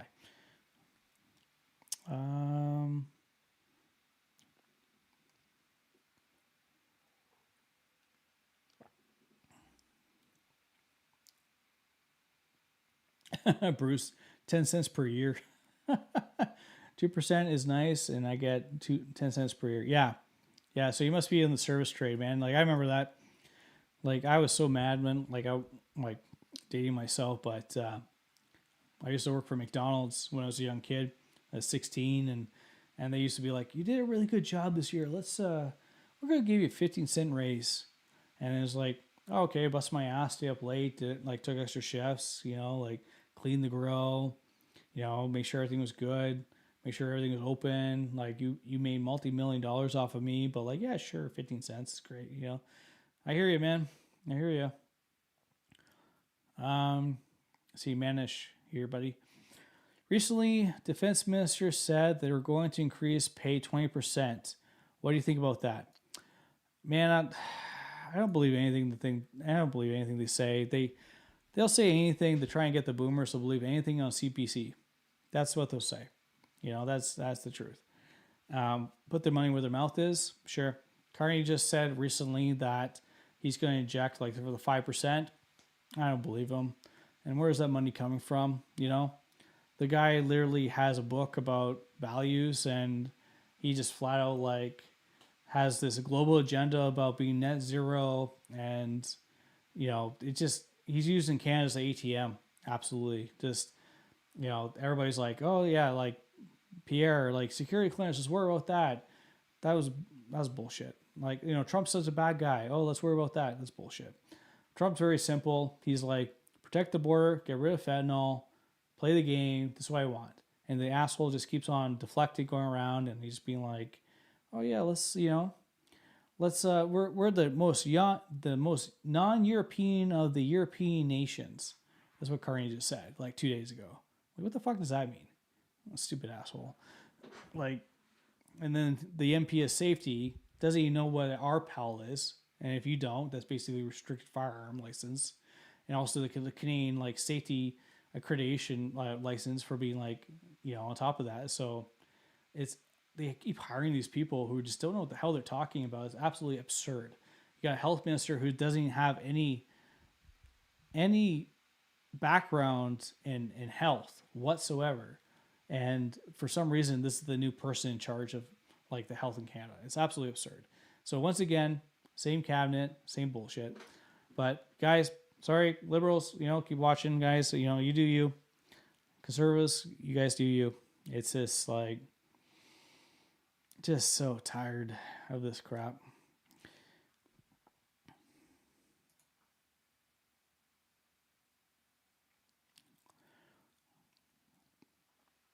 Let's see here. Sir Bakey, do you miss me? Buddy, I don't know what that means. Let's see here. J Rock. Next question. Minister. J Rock, another question. As a avid target shooter / hunter, am I allowed to move my gun safe into base if they live there? How does that work? Yeah, absolutely. But like you have to just abide by the Ontario laws or whatever province you're in, right? It doesn't matter. Like you can have all the stuff that you want, but you just can't use it on base. That's a personal recreational weapon, firearm. As long as you have your PAL and you have your certificates and all that kind of stuff, you're good to go.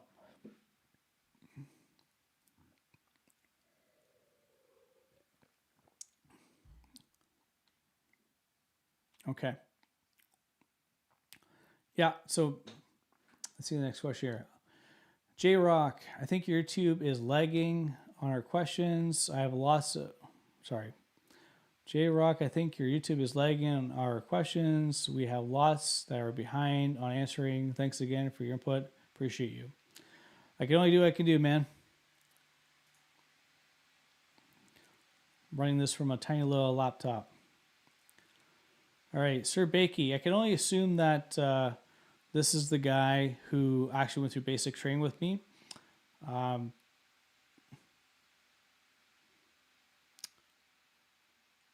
Yeah, if you are who you say you are, I haven't forgot about you, man.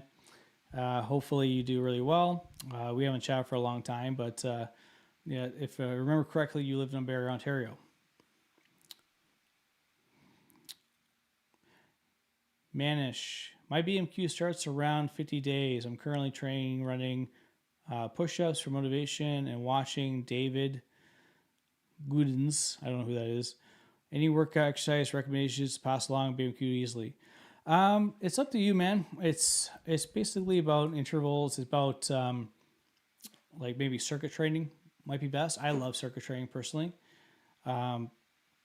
Just because in general, it's just kind of looks after everything. It looks after the core, looks after stamina, looks after that kind of stuff. It's always really enjoyable to watch, or not to watch, to go through. But when you're doing circuit training, it almost covers all your bases, because when you're going through training and you're going in and out of like circuit training, or sorry, in and out of courses, they may ask you to do X amount of push-ups or X amount of like chin-ups, right? And that's essential, because you want to be well-rounded. You don't have to be really good at just one thing. Like if you're a heavy lifter, that's not going to do you any good. I remember this one meathead guy. It's not incorrect. I can't even call this guy meathead. Like complete like athlete guy who could bench press the sun, right? But he struggled on running and other things like that during basic training. But he could crush like chin-ups, like he could do 50, no problem, no sweat, right? The only deficiency this guy had was basically the only deficiency this guy had was that his eyesight. So he had to be remustered into a completely different course, because it just wasn't ideal for him to be a infantry if he had poor eyesight, right? So I don't know how this wasn't like screened before, but I think in the end he was kind of like shifted over to other things like that. All right, let's see here.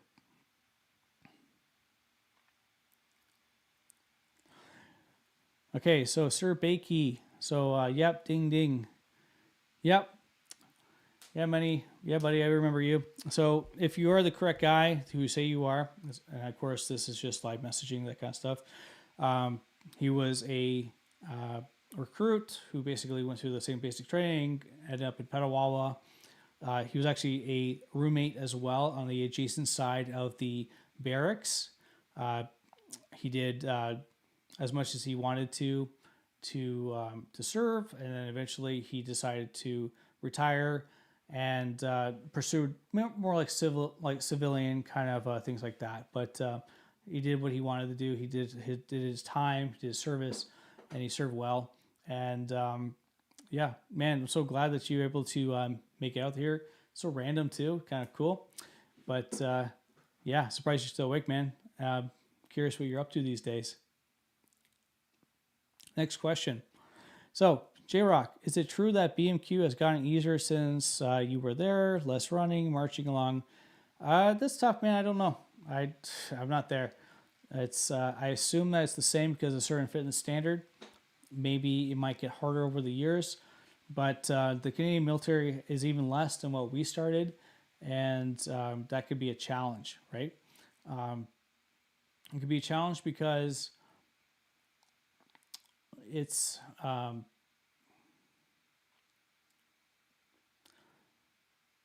don't really know how to explain this. Like, it depends on.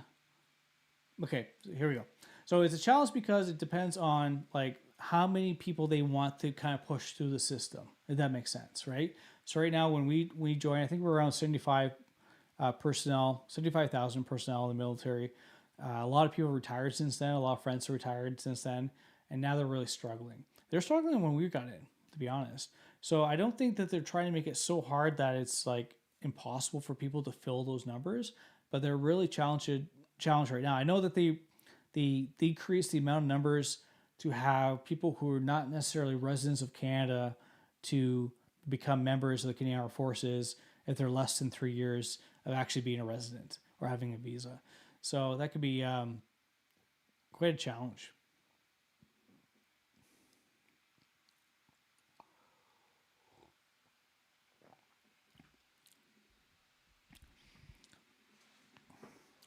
All right, you guys got any more questions for me? Oh, J Rock, in your opinion, can you tell us why you think recruitment and retention is so low currently in the CF? Well, I think that personally, they the Liberal government has really stepped away from the warrior culture of what it is, and that's the biggest problem. Is that a lot of people do want to join, a lot of people do want to serve, and the biggest issue is that the warrior culture has almost been frowned upon, and it's kind of around that same time period where they're really stepping on men for being men, right? That oh yeah, you're men explaining, and you're like you're a problem, and this is and all the feminists were like roaring and all this kind of stuff. And like I'm sorry, like I work with a lot of females in the Canadian Armed Forces, and they were great. They worked their butts off. They got where they wanted to because of grit and because of knowledge, and sometimes they taught us a thing or two. But like a lot of feminists today, they're the first ones to call, everybody like man explaining all this kind of stuff. But they're the first ones who would not raise their hand for like serving the Canadian Armed Forces, and very quickly they will be like, oh no, I don't want anything to do with that. So the culture's got to change. Trudeau, I remember when they announced that they're gonna start putting tampons in the men's washroom, and I was like, you're an idiot. Like, what the frig are you doing? Like, you want people to take you seriously as a leader, and you're doing all this like frou-frou crap. Like, you're just wasting our time, our money, our resources. Like, we got better things to do. We got like when we were in the Canadian military. When I was in the Canadian military, we put people on the map. We put Canada back on the map. We served in the military. We served in Afghanistan. People were like actually watching us from around the world and being like, "Holy jeez, like these people are not to be messed with." And this guy just completely, like Trudeau, completely shattered that image. Absolutely. and it's very frustrating.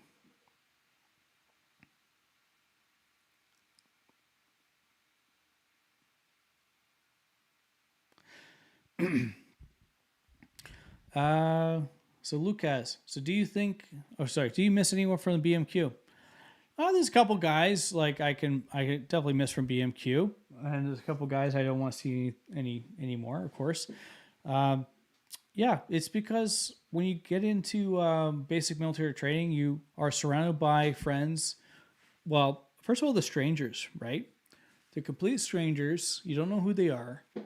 You have no idea really who you are at that point. You're trying to figure things out, and it can be a challenge, right? Like you're trying to amalgamate a bunch of strangers together, make them work together, make them see eye to eye, make it complete like a task or things like that, and it can be a challenge, absolute challenge.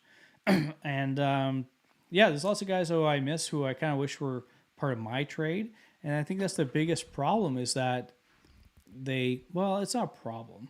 It's like you have friends who are on signal like operators, like we just talked about in the comments. We talked about guys who are in the artillery and in armor corps, and they're in or sorry, I already said the signal operators, but the like different trades throughout. You get to know these guys really, really well, and then you become friends with them, and all of a sudden you just split apart.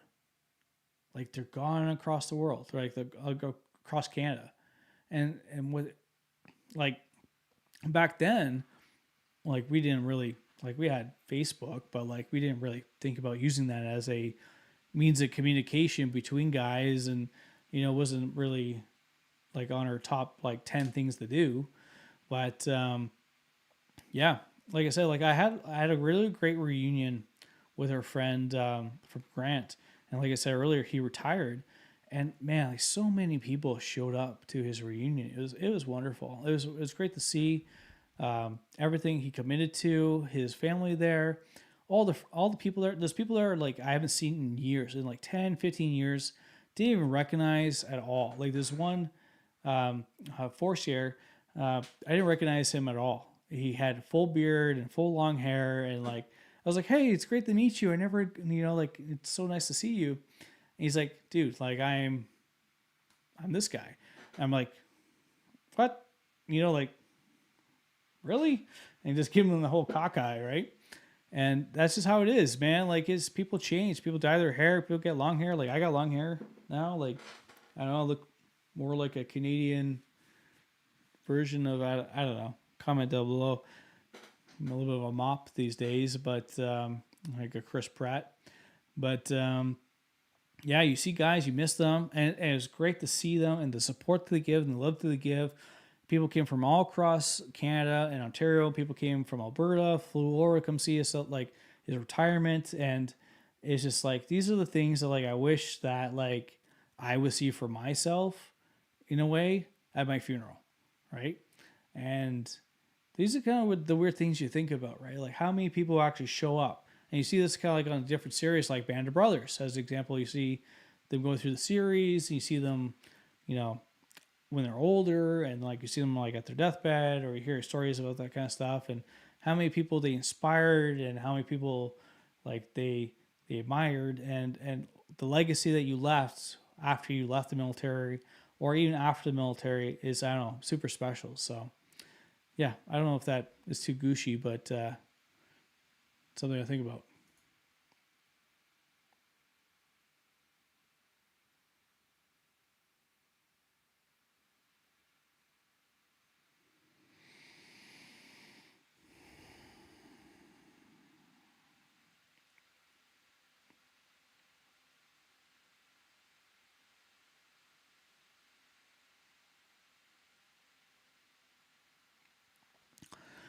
J Rock, in your opinion, what can the CAF do to increase recruitment and retention? Higher pay? What is it? Um,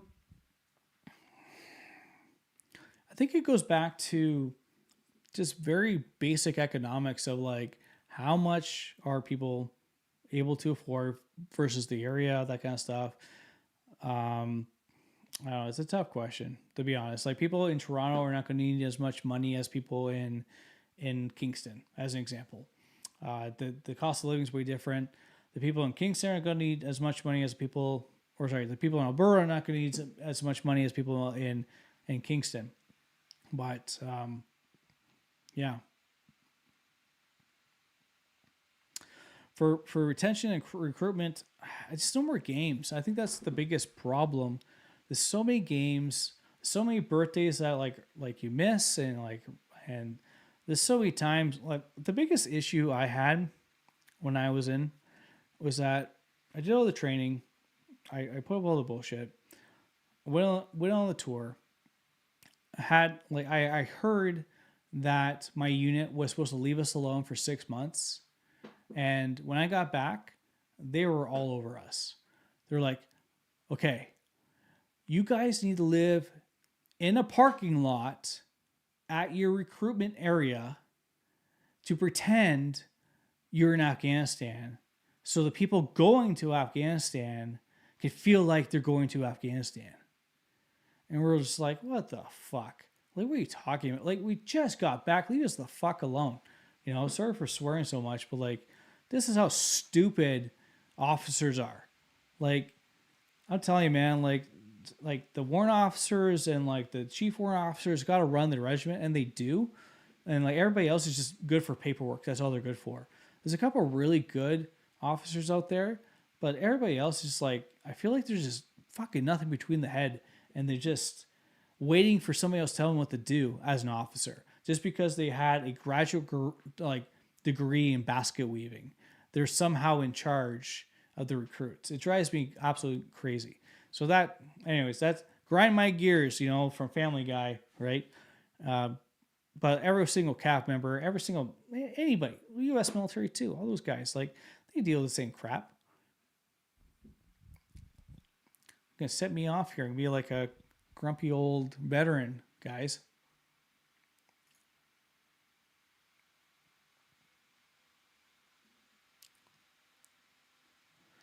Let's see here.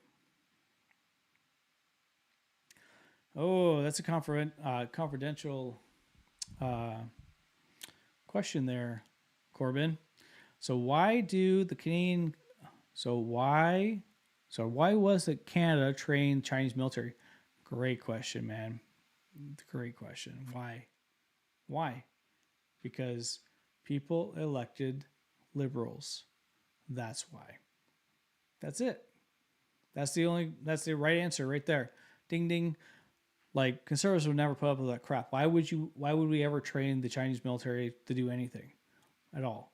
All you're doing is train them how they're like training in the Arctic. That's like basically not protected at this point, because they haven't invested anything in their icebreakers, nothing in the north. They have all these promises and things like that. Nothing's been done. Like, it's a joke. Lucas, would you like to see the U.S. training in the CAF? The intensity, yelling at the discipline, more like the Marines too. No, don't need to. No reason to. In my opinion, and this might be controversial a little bit. I don't know if, Lucas, you're a Canadian American, but the Canadians are trained a lot better than certain individuals in the military of the U.S., and I can tell you why. So, in my experience, and this may have changed, U.S. military is trained in one specific thing, and they're really, really good at it. So if they're like trained on being on the M4 and then assaulter, and that's all they do, and they have a couple of grenades, they're good at it. The Canadian military is exceptional at, using different types of equipment in order to get the objective done, right? So as we know, the C9, which is equivalent to the American SAW, which is a machine gun, a light machine gun, is able to be a section weapon, right? That is the high priority of the unit while getting rounds down range, right? Americans have no freaking idea how to operate a different munition other than what they've been trained on, period. Canadians, we've been like, and again, I've been in for a long time. but you're operating on a C7, you're operating on a C8, you're operating on a C9, you're operating on a I think a C6 as well, which is a 7.62, and as well as other things like that 50 cal, Carl G, M203, Claymore, like grenades, smoke grenades, flash grenades, all the different things in order to get the job done. Because if the person who's operating the machine gun, they get killed, you need to pick up the machine gun and be able to rock it and keep firing ammunition forward. Because if you're not doing that, then you're not able to get rounds down range, which is the absolute best war machine, like at that time. Let's say if you're a ground troop, to keep the heads down, right? That's it. When I was in Afghanistan, I had both. I had the C9, which is the SAW equivalent. I had about 600 rounds on me daily. I also had C7 rounds, which is 5.56. I had grenades. I had smoke. I had my pistol. 9mm rounds on top of me. I had C4 on top of me, and that's not including what was in our backpack. So the whole point of it is just like, you're meant to rock the environment that you're in.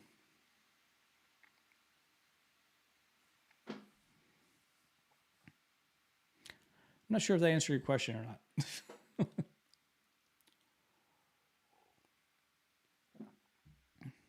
Yeah. J-Rock, thanks for coming out, buddy. Yeah, good night to you too. He said, thanks for answering everybody's questions. I'm calling it for tonight, but thanks again. Looking forward to your next episode. Yeah, thank you guys for watching. Really appreciate it. Corbin, I still find it funny that you can go to war with your service rifle and kill and come home, and now it's too dangerous to have. LOL. Yep, I hear you, buddy. It's just like, I don't know. What's funny is that, like, with the Canadian military, it's that back in the day, you were able to join the military, and then you had your full certificate or training to have your rifle, right? A lot of Americans came back with their rifles because they didn't keep track of them.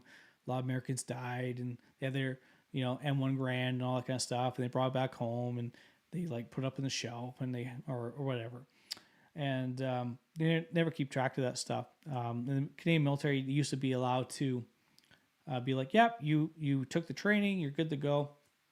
But no, provincial guidelines decided to say, hey, we can't make as much money this way, so let's make them do extra training on top of it, and it's funny because with the training that we get, I'm able to put together a C7 in the dark, no problem. Know how to take apart the bolt, take apart the actual like weapon itself, and put it all back together, and have it like fire right. Again, it's been a long time since I've actually had one, but the training was exceptional, absolutely, and they could very easily doctrine the very basic provincial standards of having munition and have every single member be able to carry a PAL after they left, because they did the same crap when it came to, having your boating license. And this irritated me too as well when I was a combat engineer, because you had to have your boating license. So they made you do the Ontario boating license online, and then they would print a certificate from the online version, and then you had to have that in order to operate a assault boat, right? But when I left the military, they never gave me back the assault boat or the license for that. So either once again, from my civilian side, redo the course once again. It's just so much stupid ridiculousness, right? And makes you wonder if like privatizing would be just so much better.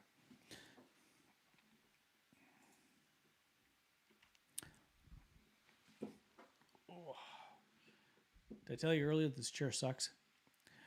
Let's see here.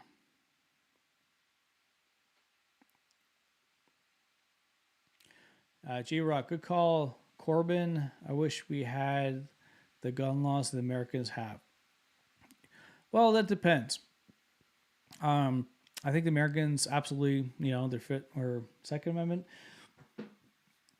I think it's important to a degree, but handing off a gun to every person who's not qualified No, that's no bueno, no bueno at all. And it just doesn't make sense. Like, sure, you have your Second Amendment in the U.S. and you should protect that, but like you should make sure that your neighbor next to you knows how to use the actual firearm and has been trained, or some sort of certificate or some sort of like education in general on how to use it, how to store it properly, how to have the right ammunition, that kind of stuff. Because the right to bear arms is like, in my opinion, important when it comes to like defense and it comes to like, castle law in the U.S. especially. But if you're just having a neighbor who just like willy dilly has a 50 cal machine gun, who doesn't like, there's certain things I disagree with the U.S. and there's a lot of things I really do agree with. So don't hate me for this channel for that. But yeah, let me see here. Lucas, sniper movie when he took the long range shot from the rooftop. I don't know what that means. I'm not sure what movie that is. There's a lot of movies, man. Are you talking about American Sniper? I have no idea. Great movie, by the way. Great American hero, in my opinion. And it was taken out by another veteran who had PTSD, and we don't talk enough about PTSD. In my opinion, I have a lot of friends that have severe PTSD, and I'm very lucky that I don't. But like a lot of my members absolutely do. And they have service dogs and they have a bunch of other things to help them cope with it. And yeah, the biggest thing, if you're a member and you served and you dealt with this kind of stuff, you literally need to suck it up and just talk to people, because it's really important. And maybe we'll talk about this channel down the road. I think it's really important to discuss. I know we kind of talk about like fun things about like, watching the mistakes of recruits and basic training, that kind of stuff. But the Canadian government and the American government don't talk enough about this, that there's people out there and organizations like understand that you are not weak. You're not a weak person at all. Like, you are not a bad person. You're not a weak person for talking about this. And I think that really helped me with my experiences. Like, I've seen dead people. We've like killed people, that kind of stuff, like bad people, and seen lots of really evil in the world. And it's just, you need to talk about this stuff in order to set it aside and live your life. That's it. So if you're somebody who is suffering, make sure you guys get the right help. It's really important. Talk to a loved one, talk to your friend, talk to a military friend. They'll know more than most, but a lot of loved ones probably won't know what you're talking about. They'll understand, they'll hear you, but they won't really hear you. And I think that's really important. But if you keep it up to yourself, you're just going to kill yourself, like mentally wise, right? Yeah. So,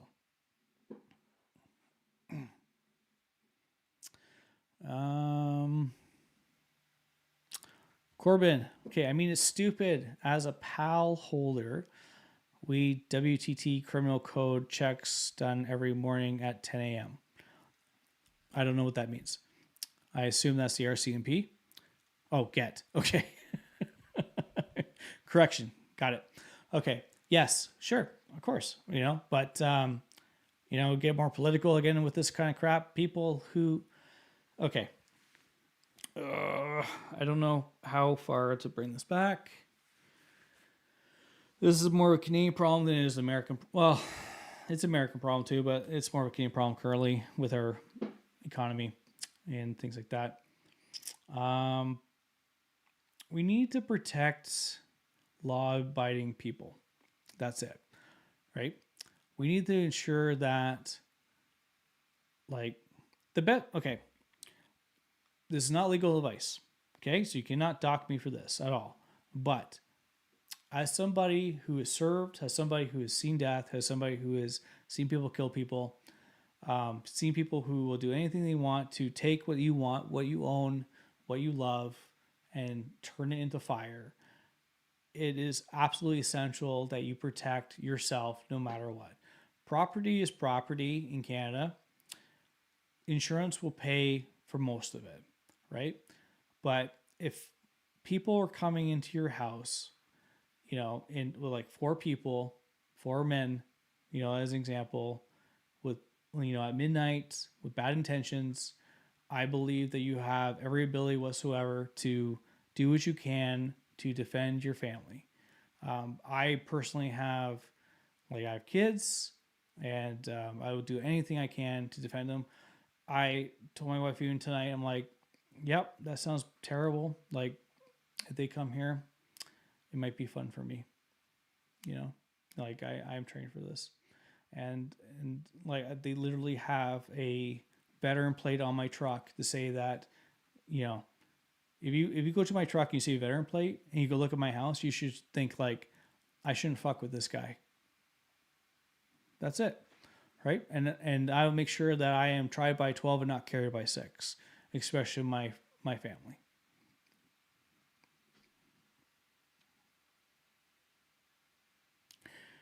Um,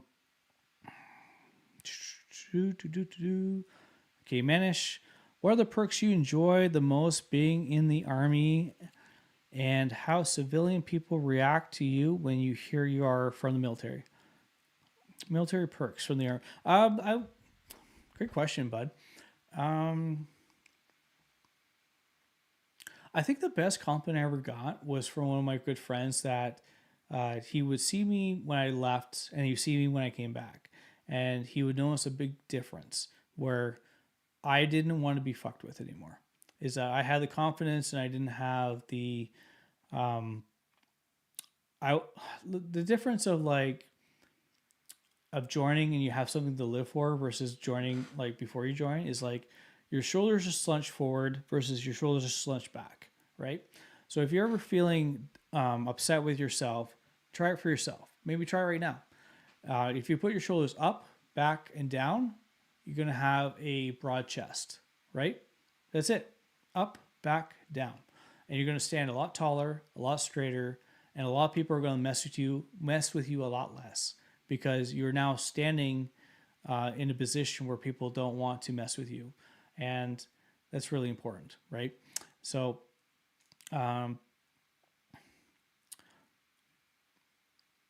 like, I don't know. There's like a lot of person, like in Canada, like I said, like it's, I think being in the military is really important, especially for growth. I think that a lot of Canadians really don't understand what that means. Like, as an example, like to be a veteran, a lot of people look at my truck, my pickup truck, and yeah, you can make jokes about whatever, but like a Ram pickup truck, and I have a veteran plate on it. So a lot of people look at that plate, and be like, and they look at me, be like, look at the plate, look at me, and they'd be like, okay, this is probably his dad's truck or his grandpa's truck, right? And then people in Canada don't realize that veterans are people, even from World War II, for like 60 years old. They were 30 years old. They were 40 years old. They were 50. Like, they look at my truck and they think that I'm supposed to have gray hair. And then, or if they're driving behind my truck, they think that I am a boomer who's driving below the speed limit or something, even though I'm going like 10 to 20 above the speed limit. And they're like ticked off with me, right? So it's different perspectives of that kind of stuff too. So it's kind of funny. But like when my father-in-law, God bless him, he has gray hair. He took my truck out because he needed it for some reason, and everybody went up to him and said, "Thank you for your service." And he's like, "Great." He's like, "It's not my truck. It's my son-in-law's truck." You know? They go, "Oh, okay, thank you." Like the last time I was ever thanked for my service was 3 years ago. But like there's been so much controversy with it in Canada, it's been ridiculous. Like they've tried to. Another video, guys. Another video. Okay, next video. Okay. I'm gonna take a 15-second break. Okay? I'll be back. Don't worry, I'll answer your questions, okay? It's been about, I don't even know how long it's been. It's been a long time. Let's see here.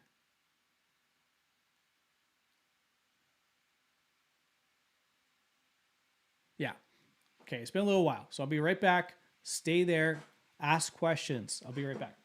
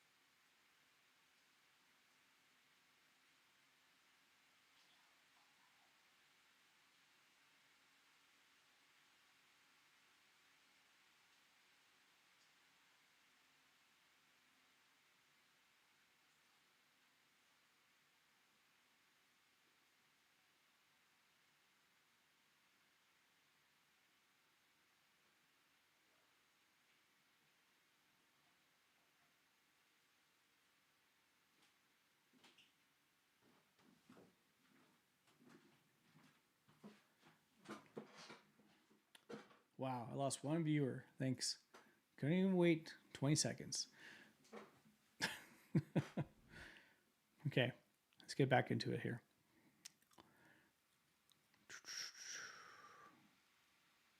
All right, Lucas, 1 mile sniper shot. Okay. I'm trying to understand what that means. I need more more context than that. Is that the American? Is that the Canadian? I'm not sure. I know that for a fact that they did discuss that Canada was the longest sniper shot in the world to date. But ever since the Ukraine war, they claim that somebody else has done an even longer shot, and I don't believe it at all. It's there's a lot of like fibs and lies within the Ukraine war. There's a lot of like things that are absolutely true. Absolutely. I still remember when that campaign first started off, and I thought it was just AI BS of the jets bombing the towers or the residents of like multiplexes and things like that. I thought it was absolutely disgusting. But yeah, so I don't know. It's hard to tell, man. Like there's so much misinformation today. It's crazy, and Trump talks a big game about how he doesn't like the CNN and all this kind of stuff too, and I believe him to a certain degree because the CBC in Canada is absolute trash. It's garbage. Very, very much the same, but depends who's in power and who they prefer as the narrator. That's what kind of happens, right? Okay, let me look back here. Sorry, guys, for that. J-Rock. So, just so we're clear, the Americans do not hand out guns to everybody. They are required to go through the same applications as we are in Canada. Unfortunately, they have way more unregistered illegal guns. Okay, that's fair. Sure. I can't advocate for that. I believe it. I think that despite that they have a check of that this person is no criminal history, that they should still be able to take a Canadian, or not Canadian, but a firearms training certificate before they acquire the firearm, just like the PAL, right? So that's my opinion. Like it sounds like that they just apply, wait like I used to watch The Simpsons all the time, right? And you saw the one episode when Homer Simpson wanted to have a gun, and he literally sat on his front yard, and I think he waited 2 weeks or 3 weeks, and you just saw the sun kind of relapsing again and again, and it's comical that way. And by the end, he enjoys his gun. He opened beer cans or whatever with it, right? But kind of just showed by the writers of the typical person who doesn't have training of that kind of stuff, right? So I think that they should have a PAL version before they're allowed to have a license, despite that they are a good citizen, because you never know at the end. And of course, the certificate itself cannot prevent you from being a bad person, of course, right? Like anybody can take a PAL and then do something bad with it, but the percentage wise is that most criminals are not going to take that step in order to acquire a firearm. Okay, let me see here.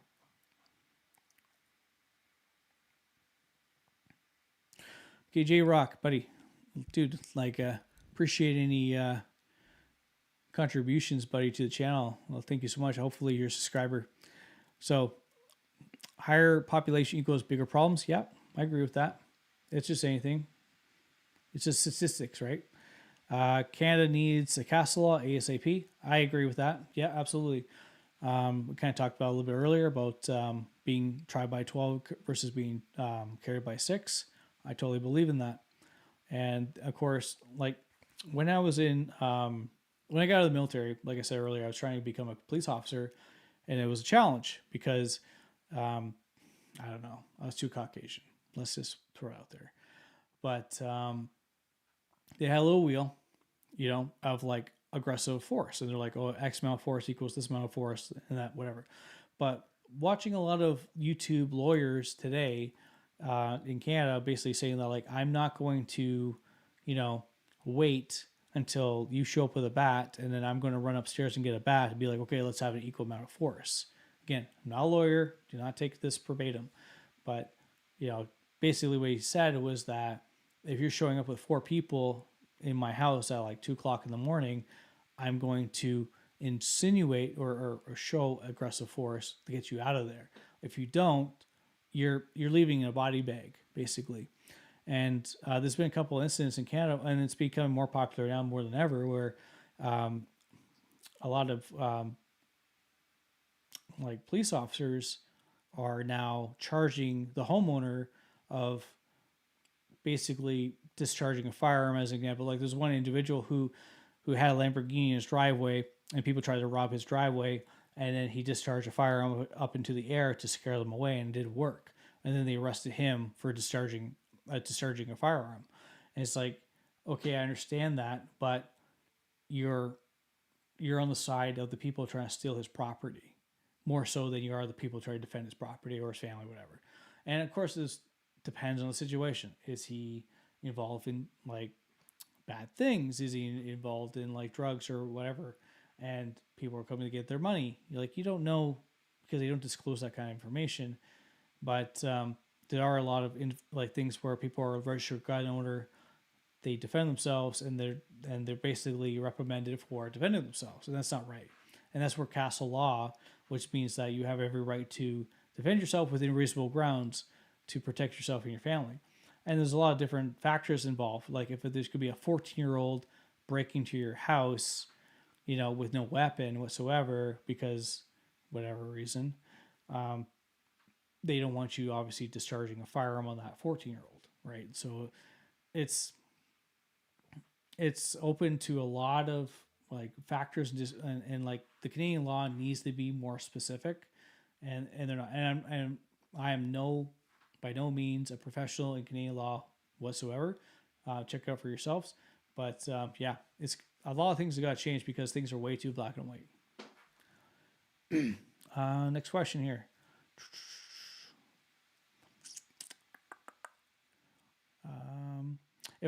So from Lucas, if you told the younger self, do you think he'll believe you about your life achievements? Oh,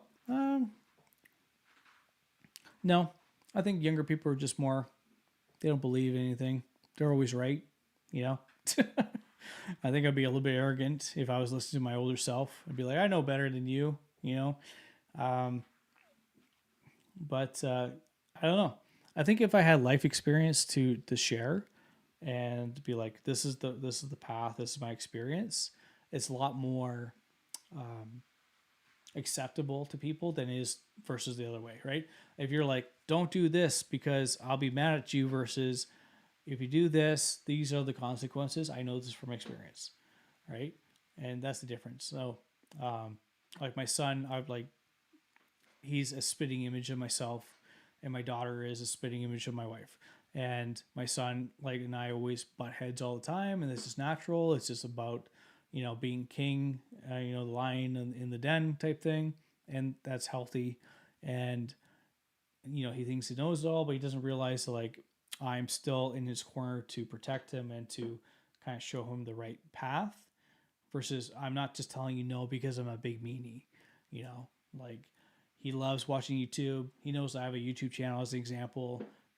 He has his own YouTube channel where he does video games, and I try to support him with that. And sometimes he does too much tech where I'm like, dude, like, you're still like a kid. I need you to be a kid. I need you to get off the tech, go, scrape a knee and like build a fort and that kind of stuff. And there's a little bit of friction with that from time to time, but it's going to get better over time. This is like normal stuff. Next question here from Colbin. Favorite watch for everyday military? Okay. I don't know, man. That's a good question. Favorite watch for everyday military? A lot of people just go with basic stuff, right? Because like, you kind of want something that's not too precious. Like this is a like a smartwatch right now. Wear it all the time. Tells me how fat I am. You know how many steps I have. You know, get up, move around. You lazy piece of shit. Um, but yeah, anything analog, basic. You know, with an alarm if you really need it, that can glow in the dark when you need it to glow in the dark. Yeah, get something like that. Um, I wore a watch in Afghanistan that was just like a very basic dial thing, and it's very shiny. And I didn't do it for I didn't wear it for like night missions. I just wore it because my girlfriend bought it for me, and I remember like Afghani kids like wanted me to give it to them, and obviously I didn't give them chocolate bars or everything else under the sun. But yeah, probably wasn't the best thing to bring, but yeah, any watch basically as analog is pretty good because you're gonna have to like learn the 24-hour clock, right? And next question: do you go hunting? Yes, I try to go hunting as much as I can. I do have a challenge because I do have three younger kids. Is like I would love to go out, you know, try doing duck hunting.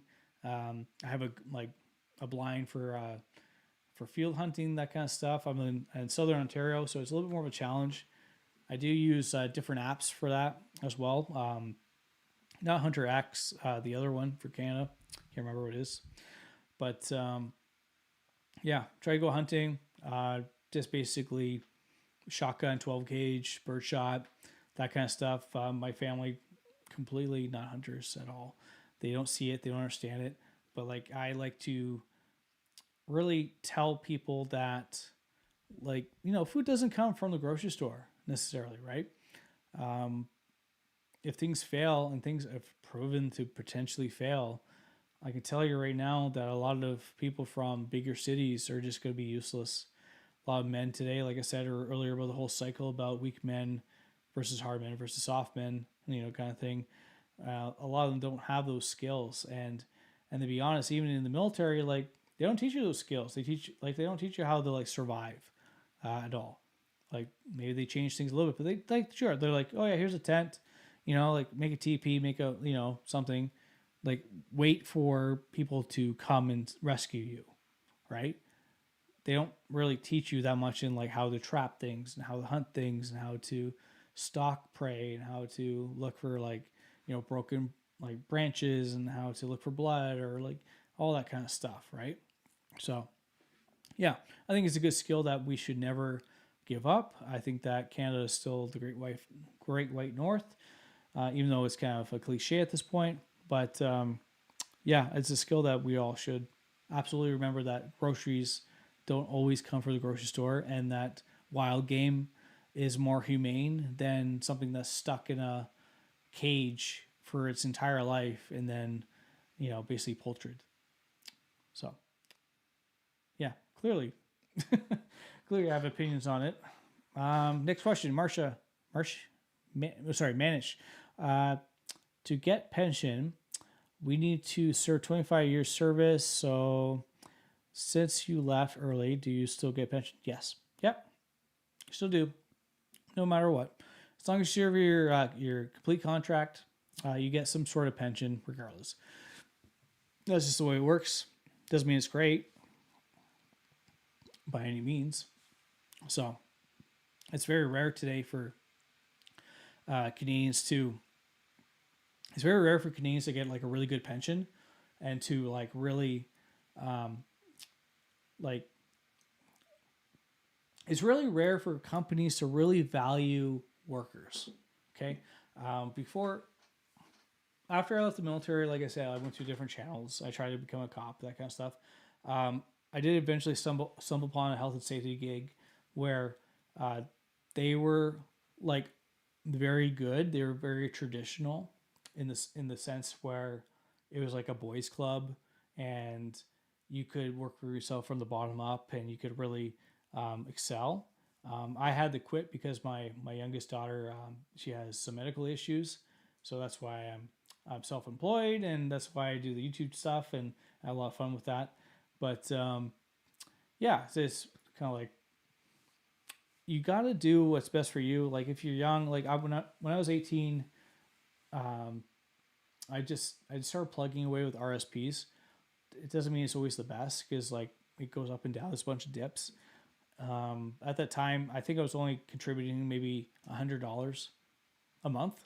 That was it. So like, if you really think about $1,200 a year, it's nothing. It's a drop in the bucket because like economy and shifts like that, it could disappear. You should definitely contribute more than that. But Canadian pension, Canadian military pension, I need to, I don't know, like it's there. It's nothing to be great, but if you were to serve your whole long term, then it's a little bit better. But I know a lot of individuals who were like full time sailors were like, yeah, it's still not that great. So make sure you have maybe a side hustle, if anything, because things are so much more expensive today, man. Like than it was like a long time ago. Like I'm very fortunate that I'm able to afford a house when I got out, and I absolutely realized that it's absolutely difficult right now for everybody else. Next question. Okay. Lucas, I work in the forestry field and G-Shock Wash works with me when I'm dealing with wildlife fires related. It's strong. Yep. Do that. Yeah, man. Exactly what you need. Just remember, like, you're going to be in a unit. You're going to be with people who might have more information than you might have, and you're going to be fine. Like, so you do you. Um, it's just a watch, man, at the end of the day. So next one, Corbin, Garmin Tactics X. I don't know that watch. Never used it before. Sure. Anything Garmin's always a pretty stellar watch. Garmin's watching. Like, subscribe. Love to have you as a as somebody who I could share their equipment with. Send me a new watch. Lucas, in the movie American Sniper, the main character takes a sniper shot at 1 mile. Is it accurate to hit something from that far away in such accuracy? Yeah, absolutely. If conditions are right, yeah, absolutely. It is a very much a big challenge. I remember that when I was training with the snipers, and I'm not sniper guys by any means, but I had a great spotter, and I was using the 50 cal. Was it a 50 cal? No, it was a 338, and I shot a target at 1.7 kilometers, no problem. And I didn't realize I shot the target. So I aimed at the target, I calculated the wind, and I realized that kind of stuff. And the spotter beside me said I hit the target. And I looked back at the target down the scope. I realized that I did actually remove the chain because it had two chains, I guess, and it had the actual body of the person. And then I actually cut the chain off. So just one in a million shots. You got, there's lots of calculations have to do with that. There's a little bit of math, and you can only learn that by being in the military, have the forces or YouTube channels, that kind of stuff, have that experience. So that was kind of a little bit of fun for me to be able to brag about that. Let's see, next question here.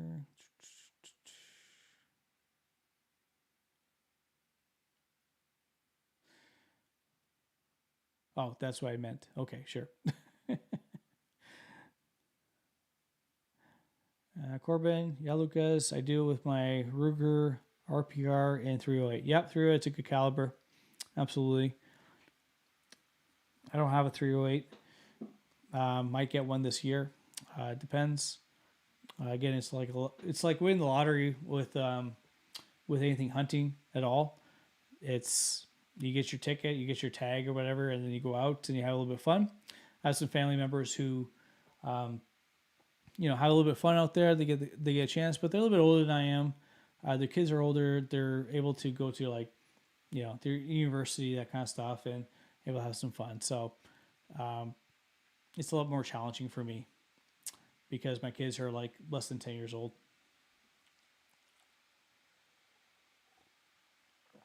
Dear Rock, I'm a subscriber to your channel. Thanks, guys. Thank you. Thank you so much.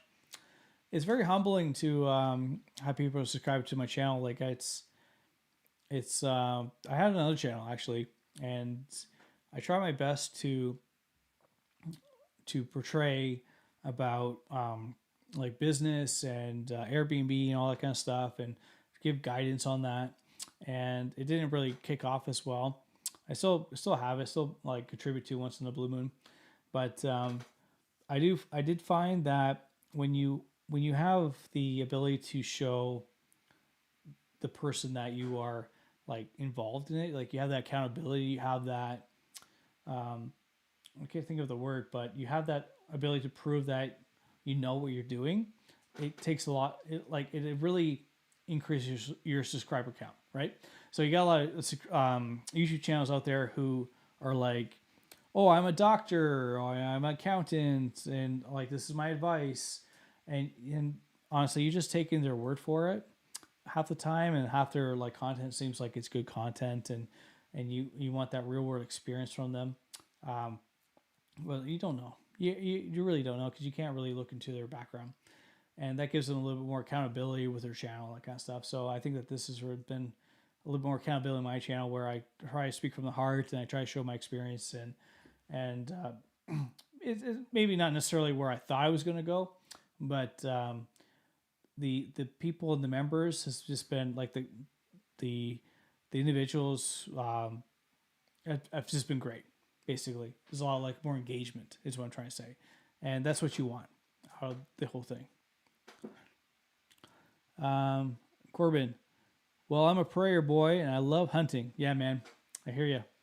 And I had that struggle too. When with the sale the other day, it's like, well, what kind of scope do you want, and how long can you get? And in Ontario, you can't really, you don't have those flat plains, right? You can't just see an elk from 600 yards nonstop and only worry about the wind and no obstructions in your way. Yeah. Lucas, what's your favorite war movie?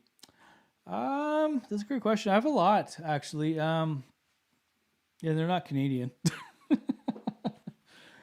Because like I think that Canadians should like it's. I don't know if like the veterans are more humble and they just don't want to share that information. I don't know. Like I don't know why. Because like they were there. They like Canadians were there on D-Day, but you don't see a D-Day movie. At least I haven't seen one. And the experience, but you see Band of Brothers, the series from Tom Hanks. You see, I really like that series. But but that's what I watch every single November. I binge on war movies just to like I drink a scotch, every single night or whatever. I do that to remember my friends who have died, and yeah, it makes it more. I don't say more realistic, but like more real in some ways. Like this, like Band of Brothers is great. St. Private Ryan is great. I don't really watch more of the harsher movies. Like I can't be honest. So you put me on the spot here. Um, I like what is that one movie? What's that series called? Generation Kill is a really good series. It's about the Americans in Iraq, I believe, and it's just flat out like 90% boredom, 10% action. That's real. That's absolutely real. Hurt Locker, I fucking hate it. Like it's a good movie to be entertained, but as a comm engineer and working with IED operatives, you're just like you shake your head and you're like, what? Who gave you guidance in this movie? It's absolutely atrocious for that. Like you can't pull a bunch of IEDs and 155 shells from the actual deck core in between and like have them all pulled towards you. Be like, oh, I guess there's an IED here. Like it's ridiculous. And then have a bunch of guys getting drunk and beating the shit out of each other in your barracks. It doesn't happen, right? Um, like CAF was great. Like have lots of like Americans there. You had the Germans there. You had the Canadians there. Swiss was there. Romanians were there. A bunch of different like backgrounds were there, and it was such a culture shock because like the Dutch like women were like sunbathing topless. It was just so like, where am I? They're just totally cool with that. So yeah, completely different world, guys. Um, Worst AR in your opinion? I can't say there's really a worst AR. Like Canada, we only have the C7 and we have the C8. That's it. Like the scope is maybe 3 times, if that. It everything's pretty accurate, in general.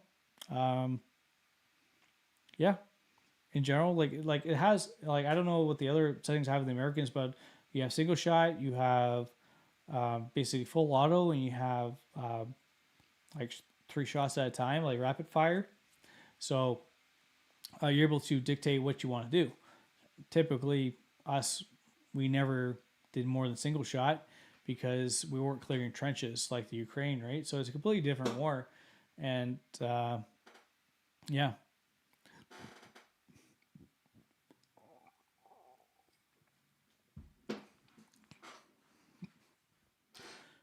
Kelly's Heroes in the Bridge on the River Kwa. Is that a movie? I don't know.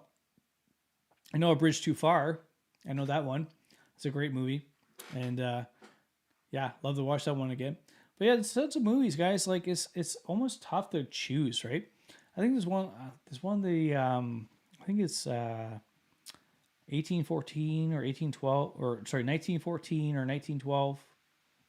1812, 1912. Sorry, um, it's the one where the British soldier basically nonstop the camera follows him, and it's a World War I movie, and it's fabulous. I love that movie. It's for everything else, it's very realistic of like getting debris in your eyes and dealing with shit and having like your cantina and having to try to like remove the like any debris from your eyes and carry on a mission. Um, it's a great movie. Yeah, highly recommend it. Um, the hero's nests come to mind. The hornet's nests come to mind. I heard it from the Army YouTube video, but forgot what it means. Not sure if you'll know. No, I don't know. No, I know American Sniper, no problem. I like great. It's a great. Like I watch it all the time, like so many times, and so many times when they like the Taliban guy like tries to drill the kid's head, and I can't watch that part because it's just triggers too much, of like how evil they can be, and a lot of like people think that's just theatrics, but they don't really like. It just it drives me crazy how you see so many Palestinian flags in Toronto and Montreal in the U.S. and things. They don't like they don't understand what they're fucking against here. Like they're like, yeah, let's go over and a lot of group and not to be too political, but a group of enthusiasts went over there and they got rejected because they're idiots because they went to like Egypt and they went to go support Hamas like a bunch of idiots because they just follow the narrative of like that culture and it's like yeah sure it's awful it's awful that people are dying yeah but it was also awful that Germans were dying to the bombardment of England and the US and it's also awful that Germans were bombarding the English like it's just they just have such a privileged life of not knowing what real war is like and it's just awful and like I sympathize absolutely for the kids like I've in Afghanistan it just drove me nuts seeing like little girls like trying to look after like babies and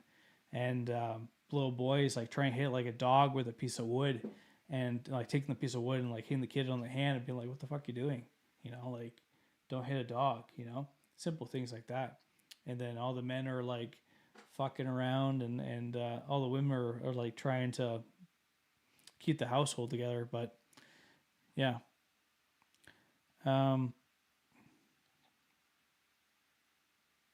LOL Greta yeah guys I don't know I think that's oh on American Sniper the part when he stared at the TV and it's off and it's totally accurate thoughts. That's a great scene, actually. I never. I don't know. It's different for everybody, right? There's a great series I want to um, get it. Maybe do commentary on, and it's one of the the guys who served before I did. What was it called? I can't remember what it's called. Sorry, I can't recall, but I'll try to dig it up. It's the Canadian military going to Afghanistan, and basically, I know some of the guys who actually served during that conflict, and it was worse than my conflict. It was the Wild West. It was completely awful, and there was a little bit of documentary about it. But unfortunately, the videography of it wasn't great because we didn't have like we have today. We didn't have like GoPro cameras. We didn't have you know all the things that you see today of the Ukraine war and like 4K drone footage and that kind of stuff, right? But yeah, it's a great series. I don't think it got as much attention as it deserved about the Canadian troops. I think it's more political is why I didn't. But yeah, I got to figure it out. Maybe I got to look it up. I want to finish this series with Basic Up Season 2. They didn't make a Season 3, and I want to kind of like walk away from basic training because this is like it's boring to me. I'm just trying to do it for the viewers who are committed to it, and I want to respect that, and that's really what it comes down to. Comb your hair out. I'm out. Man, I can't comb my hair out. I'm gonna like start losing more hair. Like I got gel in here. Peace out, man. Thanks for playing. Let's see here. If you're ending stream, I turned on notifications for any other streams or notifications. Yeah, I probably should. Like I said, it's my first stream. It's really late right now. It's about 2 o'clock in the morning. So yeah, guys, thank you so much for watching. It's been a lot of fun. Can't wait to see you guys on the next one. I don't know if I'm going to do it once a month or once every 2 weeks, but yeah, thanks for watching, guys. I'll be able to kind of share a little bit of my experience. I'm happy to answer your questions. All right. Peace out, guys. Thank you for watching. Don't forget to subscribe.